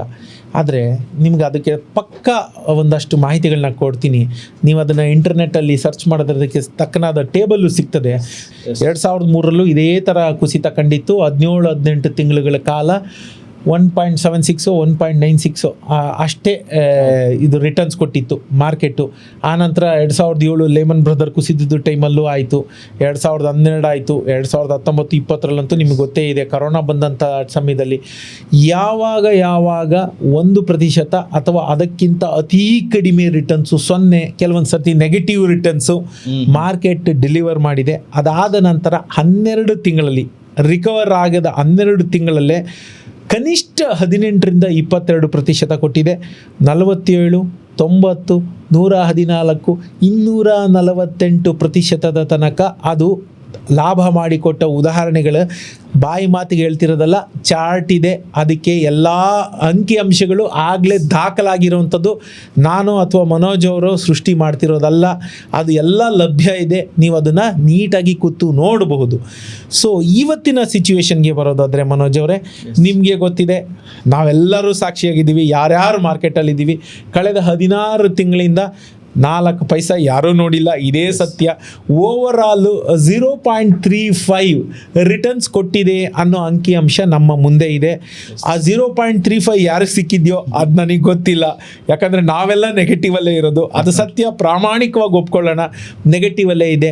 ಇಷ್ಟರ ಮಟ್ಟದಲ್ಲಿ ನೆಗೆಟಿವಲ್ಲಿ ಇದ್ದ ನಂತರ ವಾಟ್ ನೆಕ್ಸ್ಟ್ ಅನ್ನೋ ಪ್ರಶ್ನೆ ಬರ್ತದೆ. ನೀವು it's all numbers, it's all history, it's all always it is all ಏನು ಹೇಳ್ತಾರೆ, ಡೇಟಾ. ಬೇಸ್ಡ್ ಆನ್ ಡೇಟಾ ಹಿಂದಿನ ದಿನಗಳನ್ನು ನೋಡಿ ಮುಂದಿನ ದಿನಗಳು ಏನಾಗ್ಬೋದು ಅನ್ನೋ ಲೆಕ್ಕಾಚಾರ ನೋಡೋದಾದರೆ ನೀವು ಕ್ವೆಶ್ಚನ್ ಮಾರ್ಕ್ ಬಿಟ್ಕೋಬೋದು. ಈ ಕಳೆದ 16 ತಿಂಗಳಿಂದ ನಾವು ಸತತವಾಗಿ ಬಂದಿದೆ. ಇನ್ನೂ ಒಂದು 3-4 ತಿಂಗಳು ಇದೇ ರೀತಿ ಆದರೆ 18 ತಿಂಗಳಾದ ನಂತರ ಚೇತರಿಕೆ ಕಾಣಕ್ಕೆ ಶುರು ಮಾಡಿದ್ರೆ, ಯುದ್ಧ ಎಲ್ಲ ಒಂದು ಹಂತಕ್ಕೆ ಬಂದು ಚೇತರಿಕೆ ಕಾಣಕ್ಕೆ ಶುರು ಮಾಡಿದ್ರೆ ವಾಟ್ ನೆಕ್ಸ್ಟ್ ಅನ್ನೋದು ಆ ಕ್ವಶನ್ ಮಾರ್ಕ್ ಜಾಗದಲ್ಲಿ ಎಷ್ಟು ಪ್ರತಿಶತ ಲಾಭ ನಮಗೆ ಮಾರುಕಟ್ಟೆ ಮಾಡಿಕೊಡ್ಬೋದು. ನಾವು ಹಿಸ್ಟಾರಿಕಲ್ ಡೇಟಾ ನೋಡ್ತಾ ಬಂದರೆ ನನ್ನ ಪ್ರಕಾರ ಒಂದು 45% ಅಂದರೆ ಇವತ್ತಿರೋ ಎಲ್ಲ ಲಾಸ್ಗಳನ್ನು ತುಂಬಿಕೊಟ್ಟು ಆನಂತರ ಒಂದು ಆವ್ರೇಜ್ ನಾನು ಹೇಳ್ತಿರೋದು 45%. ಬೇಸ್ಡ್ ಆನ್ ಅವ್ರವ್ರ ಪೋರ್ಟ್ಫೋಲಿಯೋ ಅವ್ರು 200% ತನಕನೂ ಹಣ ಮಾಡ್ಕೋಬೋದಾ? ಖಂಡಿತ ಮಾಡ್ಕೊಳ್ಳೋ ಅವಕಾಶಗಳಿದೆ. ಇದು ನಾನು ಹೇಳ್ತಿರೋದು ಭವಿಷ್ಯ, ನಾನೇನೋ ಆಸ್ಟ್ರಾಲಜರ್ ಅಲ್ಲ. ಆದರೆ based on the historical data, historical numbers ತಗೊಂಡು ನೋಡಿದಾಗ ಒಂದು ಆಶಾಭಾವ, ಹೌದಪ್ಪ ನಾವು ಇಷ್ಟು ದಿನ ಕಾದಿದ್ದೀವಿ. ತುಂಬ ಜನ 50-60% ನನ್ನ ವೈಯಕ್ತಿಕ ಅನುಭವಕ್ಕೆ ಬಂದದ್ದು. ಅದು ಬಿಟ್ಟು ಎಷ್ಟಾಗಿದೆ ಅಂತೀನಿ, ಇದು ಪ್ರತಿಶತ ಹೇಳ್ತಿರೋದು ನನ್ನ ವೈಯಕ್ತಿಕ ಅನುಭವದ, ನನ್ನ ಸುತ್ತಮುತ್ತಲಿನ ಜನ. 100ರಲ್ಲಿ 60 ಜನ ಔಟ್ ಆಗಿಬಿಟ್ಟಿದ್ದಾರೆ, ಯಾರು ಮಾರ್ಕೆಟಲ್ಲಿ ಇಲ್ಲ. 60-65 ಇನ್ನು ಉಳಿದಿರೋರು ಏನಂದರೆ ಇರ್ರಿ ಅಂತ ನಾನು ಹೇಳಿ ಉಳಿಸಿರೋದು ಹೋಗ್ಬಿಟ್ಟಿದ್ದಾರೆ. ಅಯ್ಯೋ ಬೇಡಪ್ಪ, ಇವ್ರ ಮಾತು ಕೇಳ್ಕೊಂಡು ಕೂತ್ಕೊಂಡ್ರೆ ನಮ್ದು ಏನೋ ಇವತ್ತು 100 ರೂಪಾಯಿದಿಂದ 60 ಆಗೋಗಿದೆ, 60 ರೂಪಾಯಿ ಇರೋ ತಗೊಂಡು ಹೋಗೋಣ. 60, 63, 65, 68ರಲ್ಲಿ ಕೂತಿದ್ದಾರೆ. 35-40% ಲಾಸಲ್ಲಿ ಎಲ್ಲ ಪೋರ್ಟ್ಫೋಲಿಯೋ, ಮೆಜಾರಿಟಿ ಪೋರ್ಟ್ಫೋಲಿಯೋಗಳು ಇವತ್ತು ಲಾಸಲ್ಲೇ ಇರೋದು. ಎಲ್ಲರೂ ಈಚೆ ಹೋಗಿದ್ದಾರೆ. ಕಾದವ್ರಿಗೆ ನಾಳೆ ಏನಾಗಬಹುದು ಅನ್ನುವ ಒಂದು ಒಂದು ಆಶಾಭಾವ ನಾನು ಇವಾಗ ಹೇಳಿರೋದು. ಹೀಗೆ ಆಗಬೇಕು ಅಂತಿಲ್ಲ, ಆದರೆ based on the historical data I am optimistic that it will deliver minimum ಒಂದು 45%. ಈವನ್ ಟೆಕ್ನಿಕಲ್ ಡೇಟಾ ಪ್ರಕಾರ ನೋಡಕ್ ಹೋದ್ರು ಸೊ ಮಾರ್ಕೆಟ್ ಒಂದು ಬಾಟಮ್ ಔಟ್ ಹತ್ರನೇ ಇದೆ, ಎಕ್ಸಾಕ್ಟ್ಲಿ ಕ್ರೂಷಿಯಲ್ ಸಪೋರ್ಟ್ ಝೋನ್ ಅಲ್ಲಿ ಇದೆ. ಯಾಕಂದ್ರೆ ಆ ಸಪೋರ್ಟ್ಗೆ ಮಲ್ಟಿಪಲ್ ಟೈಮ್ಸ್ ಬಂದಿದೆ, ಎಕ್ಸಾಕ್ಟ್ಲಿ 24,000 ಲೆವೆಲ್ಸ್. ಎಕ್ಸಾಕ್ಟ್ ಸೊ ಅಲ್ಲೇ ಇದೀವಿ. ಸೊ 26,400 ಹತ್ರ ಹೋಗಿದ್ವಿ ಏನ್ ಲೈಫ್ ಟೈಮ್ ಹೈ ಹೊಡೆದ್ಬಿಟ್ವಿ. 28 ನಂಬರ್ 20 30 ನಾವೆಲ್ಲ 30,000 ಎಕ್ಸ್ಪೆಕ್ಟ್ ಮಾಡ್ತಾ ಇದ್ರೆ ಮತ್ತೆ 24 ಬಂದ್ವಿ. 24. ಸೊ ಇದೆಂತ ಪರಿಸ್ಥಿತಿ ಅಂದ್ರೆ ಸೊ ಇನ್ನೇನ್ ಕಪ್ ನಮ್ದೇ ಅನ್ನಷ್ಟಲ್ಲಿ ಕಪ್ಪು ಮಿಸ್ ಆಗೋಯ್ತು. ಸೊ ಬಟ್ ಎಷ್ಟೋ ಜನ ನೀವು ಹೇಳ್ದಂಗೆ, ಸೊ ಇವನ್ ನನಗೂ ಸಹ ತುಂಬಾ ಮೆಸೇಜಸ್ ಬರ್ತಾ ಇದೆ, ಸರ್ ಪೋರ್ಟ್ಫೋಲಿಯೋ ಮಾರ್ಬಿಡ್ಲಾ, ಈಕ್ವಿಟಿ ಮಾರ್ಬಿಡ್ಲಾ, SIP ನಿಲ್ಸ್ಬಿಡ್ಲಾ, ನಿಲ್ಸೇ ಬಿಟ್ಟಿದ್ದಾರೆ SIP. ಹೌದು, ಸೊ ನಾನು ಹೇಳ್ತಾರೆ SIP ನಿಲ್ಲಿಸಲೇಬಾರದು, ಅದೊಂದು ತಪ್ಪು ಮಾಡ್ತಾ ಇದ್ದಾರೆ, ಮಹಾಪರಾಧ. ಯಾಕಂದ್ರೆ ಅವ್ರಿಗೆ ಒಂದು ಅರ್ಥ ಆಗಲ್ಲ, ಬಿದ್ದಷ್ಟು ಮಾರ್ಕೆಟ್ ಬಿದ್ದಷ್ಟು ಅವ್ರಿಗೆ ಲಾಭ ಆಗ್ತಿದೆ ಅನ್ನೋದು ಅವ್ರಿಗೆ ಅರ್ಥ ಆಗ್ತಾ ಇಲ್ಲ. They get more units. ಹೌದು, ಇದು ಸಣ್ಣದೊಂದು ಅರ್ಥ ಮಾಡ್ಕೊಳ್ಳಿ. ನೀವು 5,000 ಸಿಪ್ ಕಟ್ತಿರ್ತೀರಾ, ನಿಮಗೆ 1,000 ಯೂನಿಟ್ ಸಿಕ್ತಿತ್ತು. ಇವತ್ತು ಅದೇ 5,000 ಯೂನಿಟ್ಗೆ 2,000 ಯೂನಿಟ್ ಸಿಗ್ತಾ ಇದೆ. 40% 1,800 2,000 ಯೂನಿಟ್ ಸಿಗ್ತಾ ಇದೆ. ಸೊ ಈಗ ನೀವೇನು ಮಾಡಬೇಕು, ನಿಮಗೆ ಜಾಸ್ತಿ ಸಿಕ್ಕಿದಾಗ ಹಣ ಹಾಕಿ ಕೊಂಡ್ಕೋಬೇಕು, ಬಿಡಬೇಕು. ಯಾಕಂದ್ರೆ ಅದು ಮೇಲೆ ಹೋದಾಗ ನಿಮ್ಮ ಹಣ ಹೆಂಗೆ ಮೇಲೆ, ಅಫ್ಕೋರ್ಸ್ ಇವತ್ತಿಗೆ ನೀವು ಇದು ನೋಡಿದ್ರೆ ಮ್ಯೂಚುವಲ್ ಫಂಡ್ ಪೋರ್ಟ್ಫೋಲಿಯೋಗಳು ನೋಡಿದ್ರೆ ಅವು ಅಂಡರ್ ಪರ್ಫಾರ್ಮೇ ಮಾಡ್ತಿವೆ. ಯಾವುದು ತುಂಬ ಹಳೆಯದು ಹಾಕೊಂಡ್ಬಂದವ್ರದ್ದೇ 6.2, 5, 7, 8, 9 ಒಳಗಡೆನೇ ಇವೆ ಎಷ್ಟೋ ಜನದ್ದು. ಹೊಸದಾಗಿ ಈಗ 2 ವರ್ಷ 3 ವರ್ಷ ಸ್ಟಾರ್ಟ್ ಮಾಡಿದವ್ರಂತೂ ನೆಗೆಟಿವ್ ಅಲ್ಲಿ ಇದೆ. ಎಷ್ಟೋ ಜನ ನನ್ನ ಕ್ಲೈಂಟ್ನ ಕೇಳಿದ್ದಾರೆ, ಇದಕ್ಕಿಂತ ಬೆಸ್ಟ್ RD ಕಟ್ಟಿದ್ರೆ ಆಗ್ಬಿಡ್ತಾ ಇತ್ತು ಅಂತ. ಇದೆಲ್ಲ ಹಾಗೆ ಕಾಣೋದು. ವೆನ್ ಇಟ್ ಡಿಲಿವರ್ಸ್ ಆಗ ನಿಮ್ಗೆ ಅರ್ಥ ಆಗ್ತದೆ. ಸೊ ಪೇಷನ್ಸ್ ಅಂದ್ರೆ ಅಲ್ಟಿಮೇಟ್ಲಿ ನಮ್ ಜನ ಹೆಂಗಂದ್ರೆ ಒಂದು ಕನ್ಸಿಸ್ಟೆಂಟ್ ಆಗಿ 7% ಬಂದ್ರೆ ಸಾಕು. ಆ ಮೈಂಡ್ಸೆಟ್, ಅದೇ ಮೈಂಡ್ಸೆಟ್ ಅಲ್ಲಿ ಇರ್ತಾರೆ, ಅದೇ ತರ ಲೈಫ್ ನಡೆಯುತ್ತೆ. ರಿಸ್ಕ್ ತಗೋಬೇಕು. ಸೊ ನಾನು ಹೇಳೋದು ಅವ್ರ ಲೈಫ್ ಅಲ್ಲೇ ಏರುಪೇರು ಇರ್ತದೆ. ಅವ್ರಿಗೆ ಒಂದ್ ಕೆಲಸ ಸಿಗುತ್ತೆ, ಕೆಲಸ ಹೋಗುತ್ತೆ, ಇನ್ನೊಂದ್ ಕೆಲ್ಸಕ್ಕೆ ಹೋಗ್ತಾರೆ, ಸ್ಯಾಲ್ರಿ ಹೈಕ್ ಆಗುತ್ತೆ, ಸ್ಯಾಲ್ರಿ ಡೌನ್ ಆಗುತ್ತೆ, ಅವ್ರ ಲೈಫೇ ಸ್ಟೆಬಿಲಿಟಿ ಇರಲ್ಲ, ಹೆಲ್ತ್ ಅಲ್ಲಿ ಏರುಪೇರ್ ಆಗುತ್ತೆ. ಸ್ಟಾಕ್ ಮಾರ್ಕೆಟ್ ಅಲ್ಲಿ ಏರುಪೇರನ್ನ ಸಹಜ. ಆ ತರ ಒಂದು ಏರಿಳಿತ ಇರೋದ್ರಿಂದಲೇ you can deliver, you can make money. Otherwise no. ಏರಿಳಿತ ಇದ್ರೇನೆ ಅದು ಮೂವ್ಮೆಂಟ್ ಆಗುತ್ತೆ. ಸ್ಟ್ರೈಟ್ ಲೈನ್ ಇದ್ರೆ ಡೆತ್ ಅಂತಾನೆ. Exactly. Yes sir. So market ಬಗ್ಗೆ ಏನೇನು ನೀವು ಆತಂಕ ಇಟ್ಕೊಂಡಿದ್ರೋ ದಯಮಾಡಿ ಅಷ್ಟು ಏನು ಆತಂಕ ಇಟ್ಕೊಬೇಡಿ. ನನ್ನ ಪ್ರಕಾರ, ಸರ್ ಪ್ರಕಾರ ಮಾರ್ಕೆಟಲ್ಲಿ ಆಲ್ಮೋಸ್ಟ್ ಎಲ್ಲೋ ಒಂದು ಆಶಾಕಿರಣ ಇದೆ. ಕೆಲವೇ ದಿನಗಳಲ್ಲಿ ಮಾರ್ಕೆಟ್ ರಿಬೌಂಡ್ ಆಗುತ್ತೆ ಅಂತ ನನ್ನ ಅಭಿಪ್ರಾಯ. ಸೊ ಏನು ಪ್ಯಾನಿಕ್ ಆಗಿ ಮಾರ್ಕೊಂಡು ಮತ್ತೆ ನೀವು ಮತ್ತೆ ಸ್ಟೋರಿ 10 ವರ್ಷ ಆದ್ಮೇಲೆ ಎಲ್ಲ ಸಿಗ್ತೀರಾ, ಅವಾಗ ಕೇಳ್ತೀನಿ ಅವಾಗ ಏನ್ ಮಾಡಿದ್ರ 2026 ಮಾರ್ಬಿಟ್ಟೆ ಸರ್, ಯುದ್ಧ ನಡೀತಲ್ಲ ಸರ್ ಅಂತ ಹೇಳ್ತಾರೆ.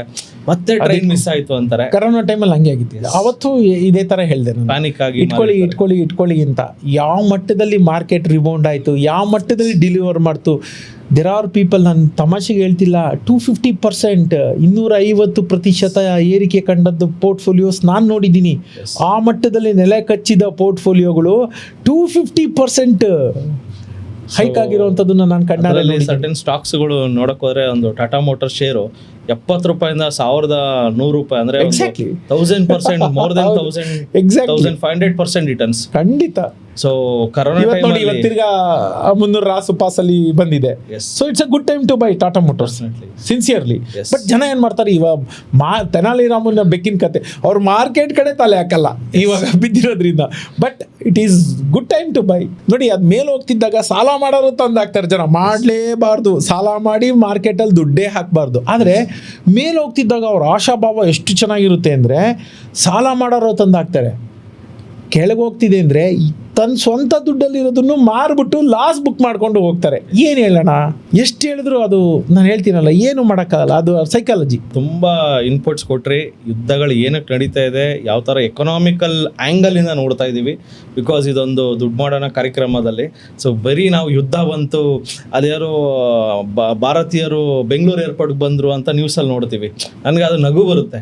ಸೊ ಅದು ಬೆಂಗಳೂರು ಏರ್ಪೋರ್ಟ್ಗೆ ಬಂದರು, ಅದು ಓಕೆ. ಸೊ ಅಲ್ಲಿ ಏನೋ ಪ್ಯಾನಿಕ್ ಆದರು, ಅದನ್ನು ದೊಡ್ಡದಾಗಿ ಮೀಡಿಯಾಗಳಲ್ಲಿ, ನ್ಯೂಸ್ ಚಾನೆಲ್ಗಳಲ್ಲಿ ತೋರಿಸ್ತಾ ಇದ್ದಾರೆ. ಬಟ್ ಅಲ್ಲಿ ಏನಕ್ಕೆ ಯುದ್ಧ ನಡೀತಾ ಇದೆ, ಅದ್ರ ಒಳಗಡೆ ಗುಟ್ಟೇನು, ಸೀಕ್ರೆಟ್ ಏನು, ತುಂಬ ಎಲ್ಲೂ ಕ್ಲಾರಿಟಿ ಇಲ್ಲ. ಬಟ್ ಐ ಥಿಂಕ್ ಈ ಪಾಡ್ಕಾಸ್ಟ್ ಮುಖಾಂತರ ಒಂದು ಕಂಪ್ಲೀಟ್ ಕ್ಲಾರಿಟಿ ಸಿಕ್ಕಿದೆ ನಮ್ಮ ಕನ್ನಡಿಗರಿಗೆ. ಜೊತೆಗೆ ಸ್ಟಾಕ್ ಮಾರ್ಕೆಟಲ್ಲಿ ಏನು ಮಾಡಬೇಕು ಏನು ಮಾಡಬಾರ್ದು ಅಟ್ ಪ್ರೆಸೆಂಟ್ ಈ ಸಿಚುವೇಶನ್ ಅದನ್ನು ಸಹ ಕ್ಲಿಯರಾಗಿ ಹೇಳಿದ್ದೀವಿ. ಹೋಲ್ಡ್ ಮಾಡಿ. ಸೊ ಸ್ಟಾಕ್ಸ್ಗಳನ್ನು ಮಾರಕ್ಕೆ ಹೋಗಬೇಡಿ. ಸೊ ಒಂದು ರಿವಾರ್ಡ್ ನಿಮ್ಗೆ ಸಿಗುತ್ತೆ. ಬಿಕಾಸ್ ಇವತ್ತು ನೀವು ಹೋಲ್ಡ್ ಮಾಡಿ ಆ ಪೇನನ್ನು ತಡ್ಕೊಂಡ್ರೆ ನಿಮ್ಗೆ ರಿವಾರ್ಡ್ ಸಿಗುತ್ತೆ. ಪೇನ್ ತಡ್ಕೊಳ್ದಿರ ನಾನು ಸಾಕು ಎಕ್ಸಿಟ್ ಆಗ್ತೀನಿ ಅಂದರೆ ನೆಕ್ಸ್ಟ್ ನಮ್ಗೆ ರಿವಾರ್ಡು ಸಿಗಲ್ಲ, ಮಾರ್ಕೆಟಲ್ಲಿ ಲೂಸರ್ ಆಗಿ. So thank you very much sir, ತುಂಬ ಇನ್ಫಾರ್ಮೇಷನ್ ಕೊಟ್ಟು ಥ್ಯಾಂಕ್ ಯು.